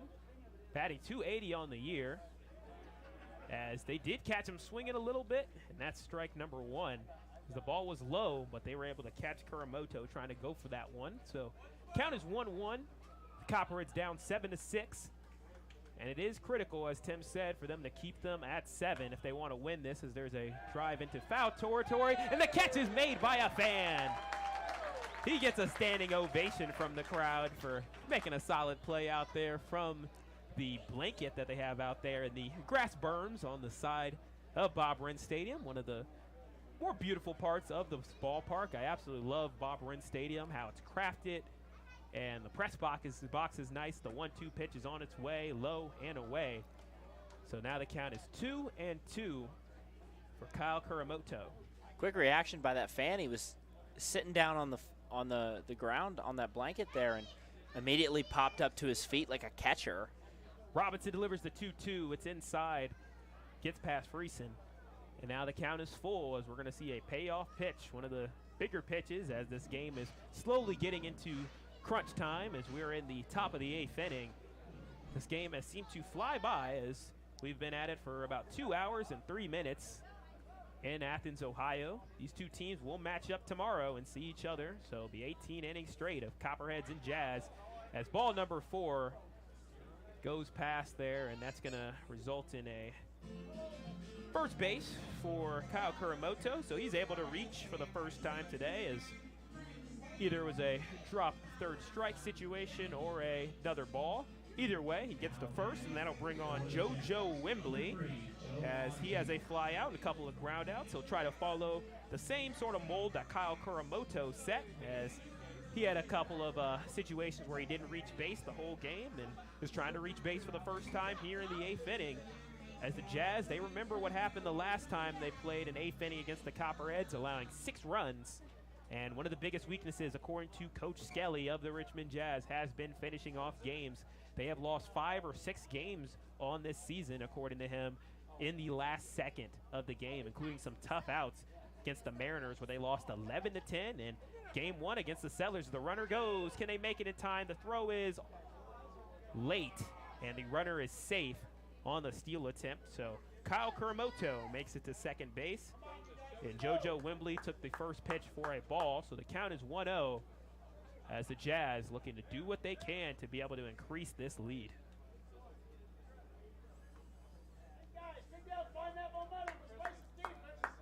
Richmond Jazz have lost 2 out of their last 3 games. Only win was against the Scouts, as there's a bunt attempt, as they'll turn over to third. It's an error, a crucial mistake by the Copperheads, as it flies over Carson Shepard, the third baseman, and that's going to be a bunt double off of the error, more like a bunt single plus an error, and that scores Kyle Kuramoto, and now the lead is 8-6 for the Richmond Jazz, trying to steal one on the road against a team that has already defeated them. Tough break from the Copperheads. Good move by Robinson to go over to first base, or over to third base rather. Just kind of rush that throw a little bit. Shepard not able to jump up and make that snag, and that's a really tough break for the Copperheads. Now 4 errors on the day. Carson Shepard at 5'10", one of the shorter infielders for the Copperheads. So with those throws, if they're a little too high, it can cost them a lot more, as we see the leadoff hitter, Aiden Hines, who batted first on the day for the Richmond Jazz. He has a single, a fly out, a hit by pitch, and a ground out. So a little bit of everything on his 1-for-3 day. Has scored a couple of runs for the Richmond Jazz, trying to get to 5-7 on the season and move into 5th place as the 1-0 pitch on its way. Chopper to third, and it goes foul for strike number 1. Shepard got a good read on that one. If that ball would have stayed fair, would have had a nice opportunity to set his feet this time and make that throw over to Bam Thomas, whereas we've seen a couple situations already he's kind of had to throw across his body, one of those on-the-run throws, a couple of them resulting in errors. 1-1 on its way to Aiden Hines. Before that, Robinson steps off the mound there just to make sure that Wembley stays at his second base position, and is a bit of a blind spot sometimes for pitchers looking back there. It's up to his infielders to communicate really well if there's a pretty interesting leadoff there as Robinson delivers the 1-1. Hines shows bunt, goes down for a ball, so it'll be a 2-1 count here in the 8th inning. Copperheads down 8-6 now thanks to the errors. And when we look at the scoreboard, there's a lot of ways that these two teams match each other. The score, it's only a 2-run difference. Hits, they're both tied at 7-7 in the hit total, but the errors is where the big separation is. The Copperheads fielding has not been able to back up the pitching too well as they have 4 errors on the day, and that's really cost them as the next pitch, the 2-1, is low and inside for ball number 3. With one runner on, Aiden Hines trying to get to first base on either a walk or a hit. Robinson thinking just the opposite here. Working into his 3rd inning as the Copperheads have done a good job conserving arms so far on the day as Ryan did his job going 5 innings strong as the 3-1 pitch is swung on and missed for strike number 2. So big payoff pitch coming up here in the 8th inning. Southern Ohio Copperheads, if they can pull off this victory, they might have an opportunity to be able to get one step closer to passing either the Settlers or the Mariners, depending on who wins or who loses the upcoming matchup. As the payoff pitch is on its way, and it's off the mark, as that ball arguably could have been in the strike zone, but on that 50-50 call, the umpire sticks to what he established the strike zone to be, and that is a walk. So 2 runners on, no outs for the Richmond Jazz, trying to do what they can to increase the lead. They already scored 1 in this inning, and now Hines is on first off of the walk, and that'll bring on Cade Parker, who has a strikeout, swinging, a strikeout looking, a triple, and a flyout. And that's his work for the day. That triple is pretty impressive out to right field earlier in the game. So with 2 runners on, see the first pitch from Robinson. The runners both go. It's a double steal attempt, and it's in for a strike at the very least, but that's 2 steals there from the Jazz. And now they have 2 runners in even better position than they were, Tim. Friesen not able to get a good look to throw there on the double steal attempt. Really, both runners got a good jump, and not worth risking another error with 2 runners in scoring position now. Yep, Wembley on third, Hines on second. The 0-1 pitch is delivered too low for ball number 1. Cade Parker attends Gulf Coast Community College, another one of those players that's from the Florida area, coming up north to be able to play in the GLSCL. Batting .267 on the year for the 6-foot man from Panama City Beach. Takes the 1-1 pitch in for a strike as Robinson dialed it up there. So it'll be a 1-2 pitch coming up, and Robinson with a big chance as he's in a little bit of trouble with 1 run already given up and no outs and 2 runners in scoring position. A little bit of activity going on down there in the Copperheads bullpen. A couple of guys getting warmed up. 1-2, and the pass ball, Friesen does a great job hustling to be able to make sure the runner does not go. So the count is 2-2. And I like what Friesen did when he was going after that ball. He had his eyes on JoJo Wembley at third base the whole time to make sure that he would not run. It's good technique. As you can tell, Friesen, an experienced catcher, has let a couple of these balls get by him, but giving himself every opportunity to make a play at the plate. The 2-2 on its way, swing and miss for strike number 3. Robinson is able to take down Cade Parker swinging. So that's 1 down in the inning. 2 runners still in scoring position, and a very dangerous bat is coming up. I've said it 4 other times today. Austin Deering is an absolute problem for this Copperhead squad, and Chase Harris will want a meeting here with Josh Robinson before facing off against Deering, as Deering has 2 singles, sacrifice fly, and a ground out on the day. He had 2 homers in the last game, and I think Josh Robinson's day will be done, and it will be. So Josh Robinson is out, and looks like we will see number 9 Jared Oakes come into the game. If my memory serves me correctly there, we'll be able to see the number and turn around, but it does look like Jared Oakes there. And once we confirm who that pitcher is, we will go off to a short little break. But Copperheads doing a good job here.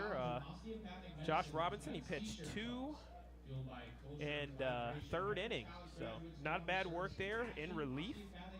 And Jared Oakes, he does have a save to his name on the year. Yep, he is the pitcher that is in.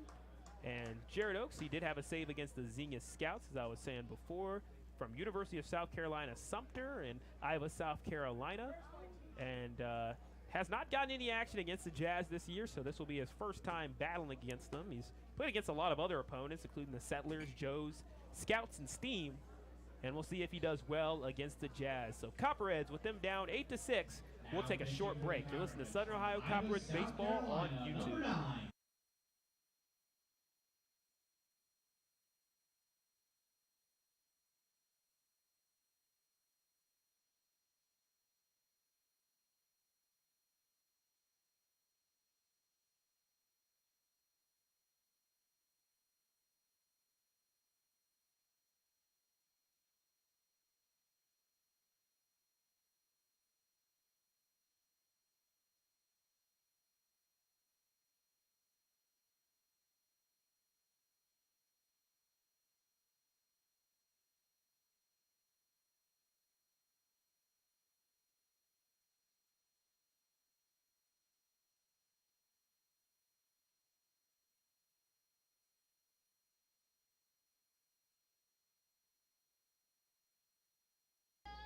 We're back here in the middle of the top of the 8th inning.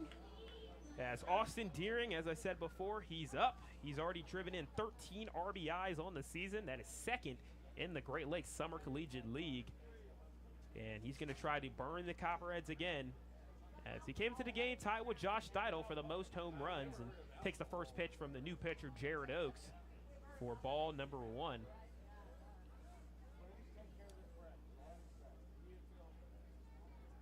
Austin Deering, a big lefty batter, has a lot of experience, is a senior. And like I mentioned before, he had 2 homers against the Copperheads, 3 runs that he scored. And Oakes giving him 2 pitches there. And I'd be curious to see if the Copperheads do choose to walk him intentionally, and they do. Not surprised with that call. I think that's a solid move going against Deering, but we saw Connor O'Malley get a walk, which helped him to get around. And we also saw Brandon Trepp, who is on deck now, get a home run earlier today. So there are some dangerous bats that are on their way, but now the bases are loaded for the Richmond Jazz with 1 out. Jared Oakes delivers the pitch. It's outside and low to Friesen. Count is 1-0. And Tim, I think that was a no-brainer right there, a walking Deering. Absolutely. Deering, one of the most dangerous bats really in the entire league, able to change this game completely around with a swing of a bat. I mean, a 3-run home run would have been detrimental to this team. So good call by the Copperheads to load the base. That gives them a force at any base, takes away that bunt single opportunity like we saw from Maverick Stallings earlier in the game. 2-0 on its way, and it's down low for a ball. That one was really close to being in the strike zone. So now a walk is a tough situation here. A walk scores a run with the bases loaded, and with only 1 out, Jared Oakes will have to throw strikes in this situation. The 3-0 pitch on its way, in for strike number 1. Jared Oaks does what he needs to do on that pitch, but he'll have to do it a couple more times to be able to beat O'Malley. If you're Jared Oaks here, you just have to focus on getting the ball in the zone, letting the hitter work. And there's a base hit going to right field. That'll score one runner. It is a RBI single picked up by Connor O'Malley. So Juwan Wembley is the runner that scores from his position. So that's 2 runs now for the Richmond Jazz in this inning. They increase their lead to 9-6. Aiden Hines is now at third, Austin Deering at second, and now Connor O'Malley at first off of the single. And it'll bring on Brandon Schreff, who the last time he was up, he hit a home run. He also has a 2 RBI double and a fly out and reached on an error. So one of those batters that's just been absolutely on fire today for the Richmond Jazz. And it's a tough thing is for the Copperheads, this has been one of their best pitching performances, at least of recently, in the fact that they've only used a couple of arms. As you see the 1-0 pitch on its way, chopper fouled out towards the third base side. But it's still been a tough out as they've given up 9 runs. This has been the least amount of runs they've given up throughout the last 4 games, but still, you're not going to win a lot of games giving up 9 runs. Walks have been limited to a minimum today, though, so I think that'll be a start. Only 4 walks total on the day, so, and that includes a couple of intentional walks too as well. So I think a number that, looking back on this game, the Copperheads will be okay with, and a couple well-hit balls by the Jazz here to create scoring opportunities, a couple of errors, things that can be cleaned up in the future. So all around, not a bad performance today by the pitching staff despite giving up 9 runs. Drive to left field. There's the tag. The runner will go, and he will make it in time. So an RBI sac fly from Schreff adds to his solid day. It is a 10-6 lead now for the Richmond Jazz, and the score mirrors what happened the last time that these two teams matched up. It was 10-6 win in favor of the Copperheads with them having a great 8th inning, and now the Jazz are up 10-6 with them having a great 8th inning. Copperheads obviously not out of this one yet, only down 4 runs here with 2 outs, and we've seen this team have a huge 8th and 9th inning the other night against the Hamilton Joes on Friday. Runner goes and is able to steal third, so it'll be runners on the corners for now for the Richmond Jazz. Is runners that have scored, it's been Aiden Hines, Kyle Kuramoto, and Juwan Wembley.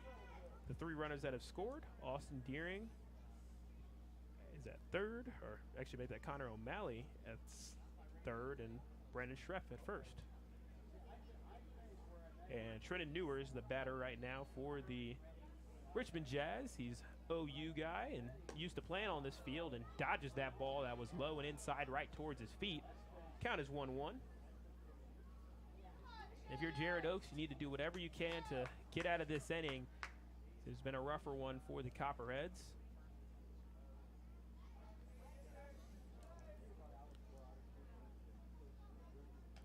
O'Malley thought about going. There's a pass ball, and that'll score yet again another runner. And this time it is Austin Deering who gets home after being walked originally. He's able to get all the way around the base pass, and Connor O'Malley advances to second as a result.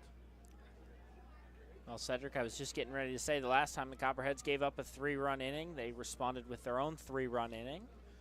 Now 4-run inning. We'll see if they can get a couple back after they get themselves out of this inning. So the count is now 3-1 to Trenton Newer, as a lot of runners have been able to get home, as it was Kyle Kuramoto, JoJo Wembley, Aiden Hines, and now Austin Deering, with Connor O'Malley on second. Brandon Schreff with the most recent help there with a sac fly, and Austin Deering ended up scoring on the pass ball. As things are starting to fall away for the Copperheads now, as the game's 11-6. 3-1, swing and miss there for strike number 2. Jared Oaks with a must-have strike here to be able to get out of the inning and keep the Copperheads at least within striking distance. 3-2 on its way outside for ball number 4. So that'll put a runner on first, a runner on second, and the Jazz are now one batter away from batting around the order. Tough break from Jared Oaks. There's working that outside part of the plate, just not quite able to find the zone. Gets another walk. That's the fifth walk of the day for the Copperheads. So starting to creep back into familiar territory of walking a couple too many batters. We've also talked about these innings where things just go downhill, where they can't stop the bleeding, as we see the pitch to Drew Barber down too low for ball number 1, where it just seems like they can't stop the bleeding, where it just seems like the avalanche is going, the other team just keeps getting hits, they keep getting walks, and they almost just can't stop it. Barber delivers a deep drive to left field. Rucker's there. Out number 3. So that retires the side, but not before the Richmond Jazz could put up a 4 spot on our Copperheads. So we'll come back. We'll see if the Copperheads can be able to at least match the Jazz as they're down 11-6. So listen to Southern Ohio Copperheads baseball on YouTube.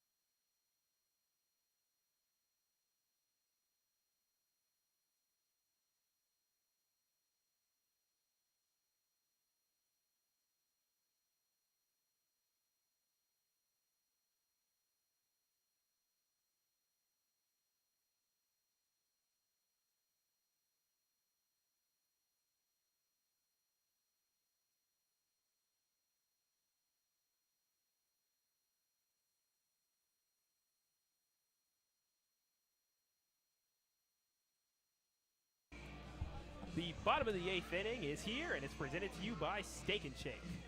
Copperheads are down 6-11 after a tough top of the 8th. But Tim, let's see how some of the other teams are faring around the Great Lakes Summer Collegiate League.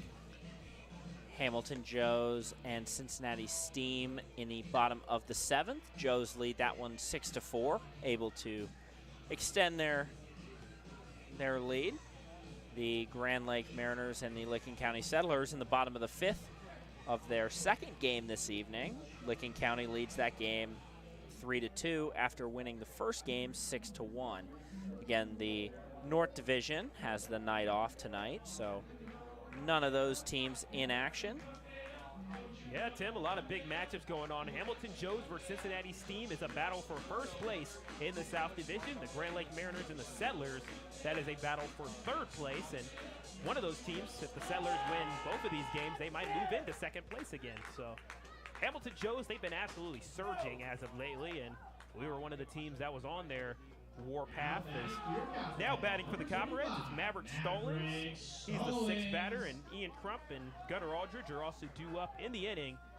Copperheads had 4 runs allowed to start off this 8th inning, and they're going to need to figure out a way to respond with at least 4, 5, or maybe 6 runs of their own. And last time they did play the Jazz, they did have 6 runs in the 8th inning. So we'll see if Maverick Stallings can get it done as he takes the 3rd pitch there for a ball. So it's a 3-0 count to Stallings, who has a ground out, a fielder's choice, and a single. And he reached on that fielder's choice. So we'll see 3-0 pitch coming on the way from Sizemore. It's in for a strike this time as Sizemore dials it up. Good take by Maverick Stallings there. Get a feeler on that pitch on the outside part of the plate. 3-1 pitch is a deep fly ball into right center field. Play is made by Brandon Schrepp. 1 down. Now batting for the Copperheads. So that'll bring on Ian Crump. Ian Crump on the day has a ground out in the second, strikeout in the third, and then was able to reach off of an error in the sixth, which ended up also helping to score a runner. And then he ultimately got his way around the base paths for a run as well. So pivotal point here for Ian Crump as he's been in the midst of a slump, but looking to continue working out of it. He did a good job at least reaching base last time around.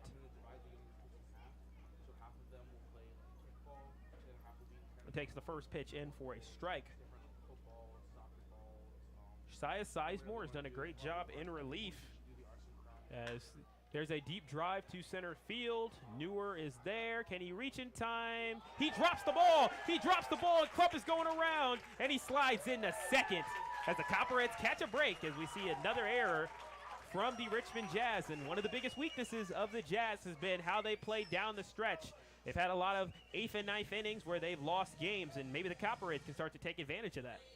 Great job by Ian Crump to continue running that out. Even though there was a fly ball, he still kept with it just in case of a situation like this, and good thing he did to keep things alive here for the Copperheads in the bottom of the 8th. Yeah, he anticipated a situation just like that one, and he was able to get into second base. And again, when things haven't been working out for you too well, to be able to keep that mindset going in that, hey, anything can happen, I'm going to keep going, is great. As Gunnar Aldridge hits that one off to the first base side, and the play is made for 2 down, but not before Ian Crump can make it to third base. So Copperheads have a runner in scoring position, but with 2 outs already, this creates a bit of a bind for Matt Friesen, who's now up for the Copperheads, who has a walk, a ground out, and a RBI sacrifice fly to his name. Won't be able to get a sac fly in this situation with 2 outs, but it is a really big spot here for Matt, who's another one of the players outside of from Minnesota here, St. Cloud Tech. Was his high school there, and Ohio University guy playing on his home field. Takes strike 1 from Sizemore. Critical that the Copperheads get something going here. Need a run, probably even 2, to keep this game competitive into the bottom of the 9th. Sizemore delivers the pitch to Friesen, swings and misses for strike number 2. Can't hate these guys being aggressive. That pitch a little bit on the lower part of the plate. I think Friesen maybe just got a little bit excited. See if he can find a good pitch to swing at. 0-2 on its way. Chopper right to Sizemore. Sizemore delivers it to O'Malley, and that'll retire the side. Fortunately for the Copperheads, they're not able to get anything going and take advantage of Crump making it to third base. So Copperheads down by 5, but they're going to need a solid inning of pitching and hitting if they want to pull off this comeback. You're listening to Southern Ohio Baseball on YouTube.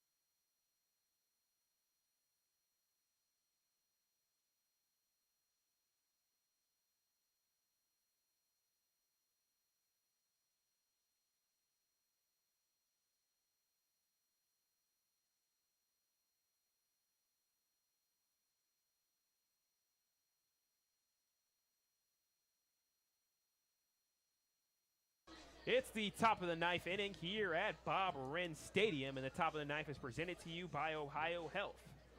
It's do or die time for the Copperheads, and they'll call upon Dylan Herner to do the pitching here for the Copperheads. He's at Edison State Community College, teammate of Jordan Long, who started today. He's from Berkeley, Michigan, and against the Settlers earlier this season, that's when we saw him. He had 3 innings pitched, 5 hits, 4 earned runs, 1 walk, and 3 strikeouts against the Settlers. So, again, it was a tough day for the Copperheads against the Settlers, so not a lot of great pitching that happened during that day, but he did have some bright spots, and he'll look to finish off today pretty strong against Kyle Kuramoto, Jawan Wembley, and Aiden Hines.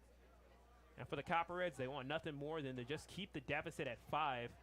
As the Copperheads, they have allowed 11.25 runs per game over this losing streak, and we see another game where they've allowed 11. So that makes 101 runs now given up on the season for the Copperheads, as we see the 1-0 pitch on its way up high for ball number 2. Herner still trying to settle in on the mound here for the Copperheads. 2-0 count here.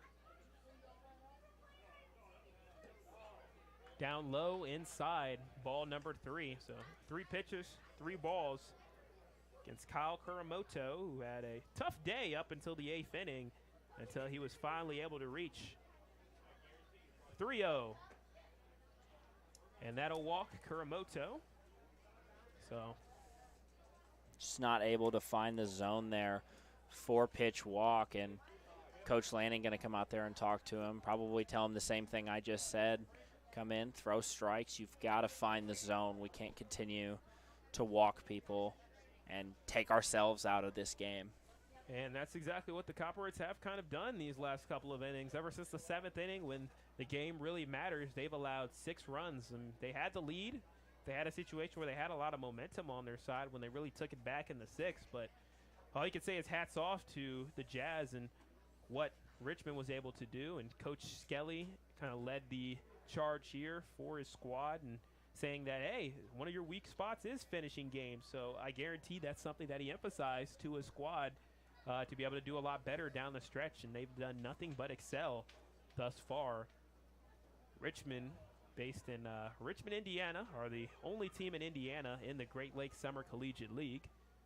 A couple of Michigan schools as well, or Michigan teams rather, as we see the first pitch to JoJo Wembley is in for a strike. So Herner delivers his first strike of the day, which is always great for a pitcher in terms of confidence to just get that first one in for a strike, seeing that umpire make that signal for the first time. Now you can come with a newfound confidence, but the next pitch is too high. So the count is 1-1 as the lights are on. It's nice and dark here as we're approaching here the summer solstice. So one of the longest days of the year coming up tomorrow on the 21st. And that ball, JoJo Wembley hit it right towards Herner. And that's just a tough break for the Copperheads. It bounced right off of the legs of Herner and bounced towards Carson Shepard, who was a little out of position at third base to be able to make a play and that sort of thing. And when there's ricochets like that, it's really hard to really anticipate where the ball's going to go.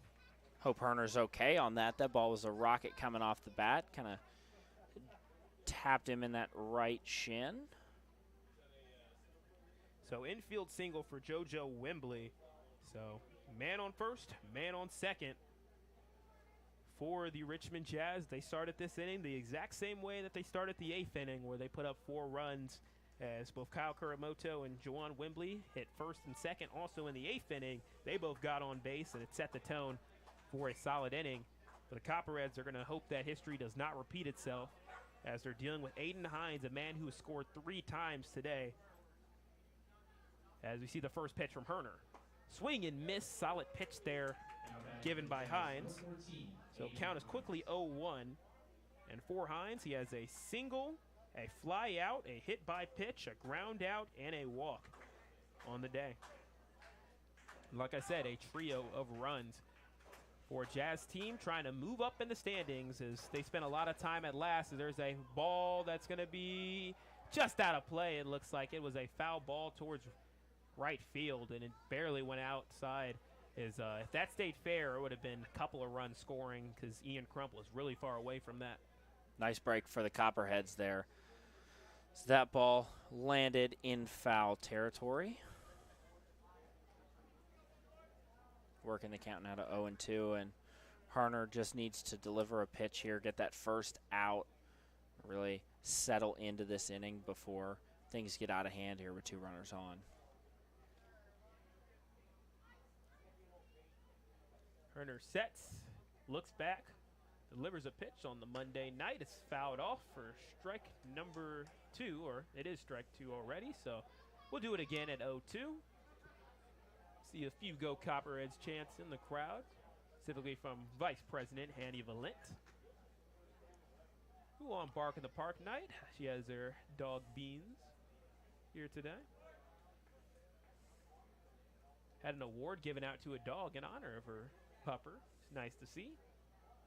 0-2 pitch on its way, and it's outside. It's low for ball number 1 to Aiden Hines. Copperheads get a good chance to be able to play the Jazz once again, so be 9 more innings of baseball against Richmond, and game 3 out of the 5 matchups they have this season, so kind of getting them out of the way more early season as we see a swing and a miss from Hines for strike number 3. First out of the inning for Harner, and solid work just being able to pick up a strikeout, as if you're the Copperheads, with the amount of walks given up, if you can at least match that with the amount of strikeouts you're getting, that can at least make it look a little bit better on the stat sheet and be able to help out a lot, as Coach really emphasized just having everybody get better each and every day and just not trying to do too much, just letting the things come to you. As we see a foul ball from Cade Parker, who struck out 3 straight times, but also had a triple earlier in the day, and the Copperheads will look to strike him out again.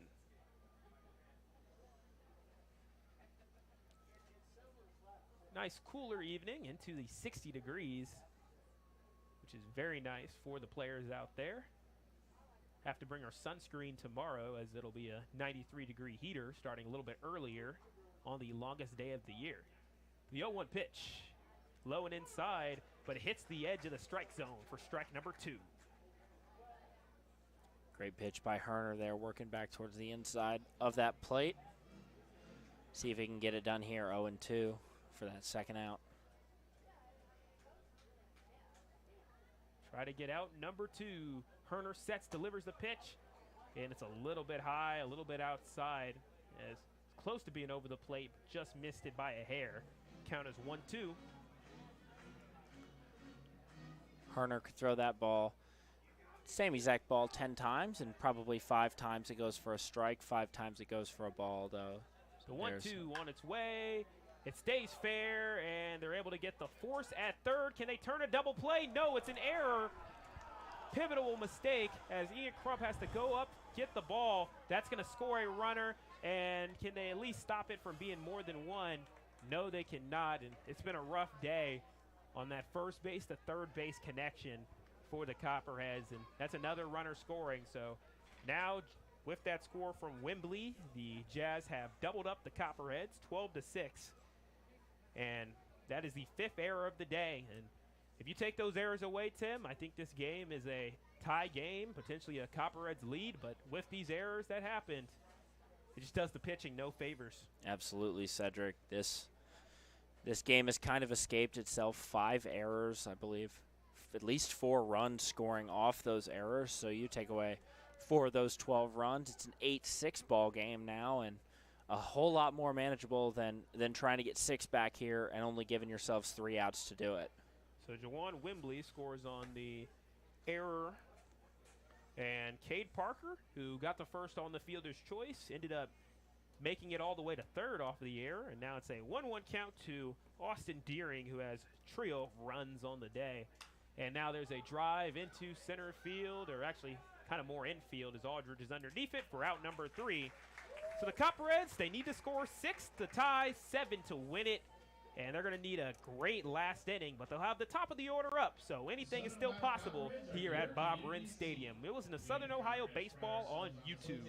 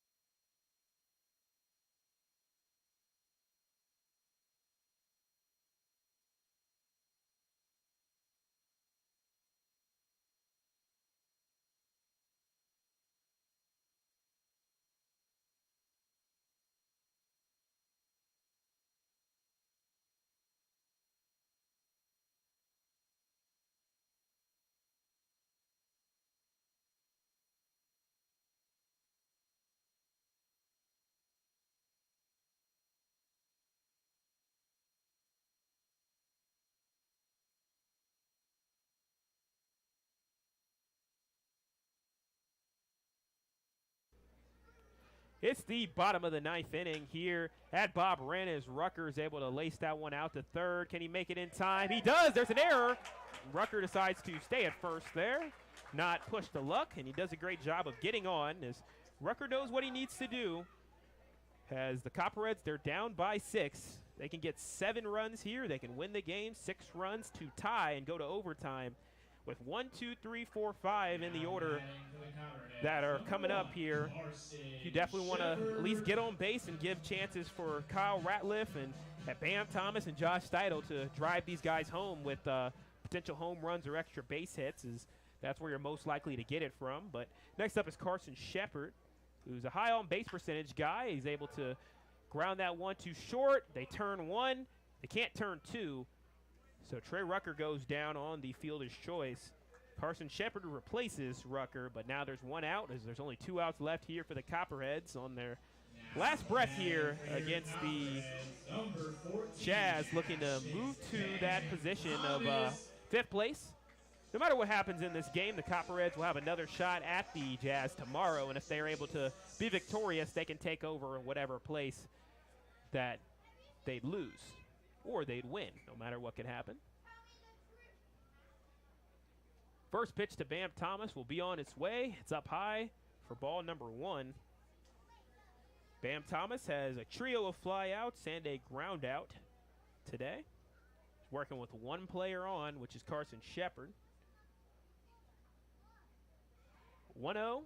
It's going to be a drive to left field, and it looks like it will die in the field of play, so that's a quick 2 down for the Copperheads. That time it was Kyle Kuramoto, who's had a quieter day, haven't had a lot of plays go out to left field, but he makes a good play there, and it'll all come down to Kyle Ratliff for now, as he has a single, a home run, and a couple of flyouts for the Copperheads, and he'll try to keep this game alive, as the Copperheads will need a 2-out rally of all 2-out rallies to get things going. And if there's anybody you'd want to depend on to get one of these hits, it'd be either Ratliff or Steidel. So we'll see what the Copperheads can do with 1 runner on, 2 outs, down by 6 at home. The ball is outside and low for ball number 1. Copperheads trying to avoid dropping 5 straight, as at one point this season they were 4-2 and sitting at 2nd place, or actually 3rd place in the GLSCL, and then it's been tough luck down there as Ratliff dials up a base hit, and that's able to get something going as he singles out to left field.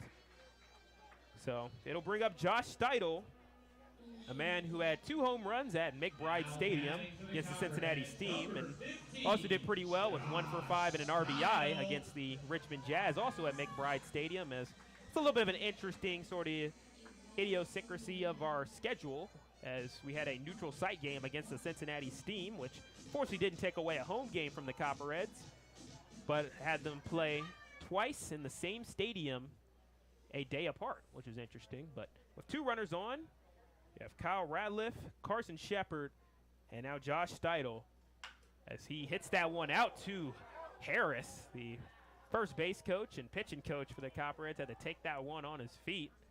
Seems to be walking just fine. And it'll be 0-1 real quick here as Sizemore trying to do what he can to close out the game. Only been 2 pitchers so far for the Jazz, and he's pitching into his 4th inning, as we'll see the 0-1 count, 0-1 pitch rather, coming, and it's off the mark for ball number 1, so it's 1s, 2-1-5. If the Copperheads do drop this game, it will be a 5-game losing streak, tie them with the Royal Oak Leprechauns for the longest losing streak in the league currently, so try to avoid that. Steidel takes a nice timed step out of the box. Yeah, Copperheads, if they don't do well this week, they could end up at last place in the division, and with teams like the Scouts getting a no-hitter, that shows that they have some upward mobility, and they'll be in a similar position as the Jazz, where they're eager to be able to move up and have a chance to get out of the cellar after being there all year. As we'll see the 2-1 pitch coming, swing on and missed by Josh Steidel. So the count is 2 balls, 2 strikes, 2 outs with 2 runners on. Copperheads down 12-6, and we'll need a miracle to come back. 2-2 pitch is on its way from Sizemore. Steidel refuses to swing there. No strike call. It's a ball. 3-2. And we'll see another pitch here. Can the Copperheads load the base? It's the most important payoff pitch of the day for both of these teams to payoff. Steidel hits that one out to second base. JoJo Wembley makes the catch, and that's 5 straight losses for our Copperheads, as it's been a rough home stretch here for the Copperheads, and it won't get any easier as they'll play the same team tomorrow. But, Tim, I guess you could look at it on the bright side where if you lost to this team, you're feeling bad about that. Now you can be able to go back the next day and immediately have a chance to be able to get revenge. Team going to be familiar with the kind of things they have to do tomorrow to clean this up and really keep themselves in this game. And the one glaring thing we saw tonight, those 5 errors, I believe it was 3 or 4 of them coming on that connection between Carson Shepard and Bam Thomas over there on first base. So I don't know if that's something that these guys have to work out between themselves or just kind of an off day there, but definitely something that can't continue if this team wants to stay competitive in these games. The offense had a really good performance today. The pitching stepped up, way different than what we've seen from them in previous games. We saw Colin Ryan go 5 innings. We saw Josh Robinson come in, limit those walks, couple of innings work from him, not give up too many runs, limit that damage a little bit.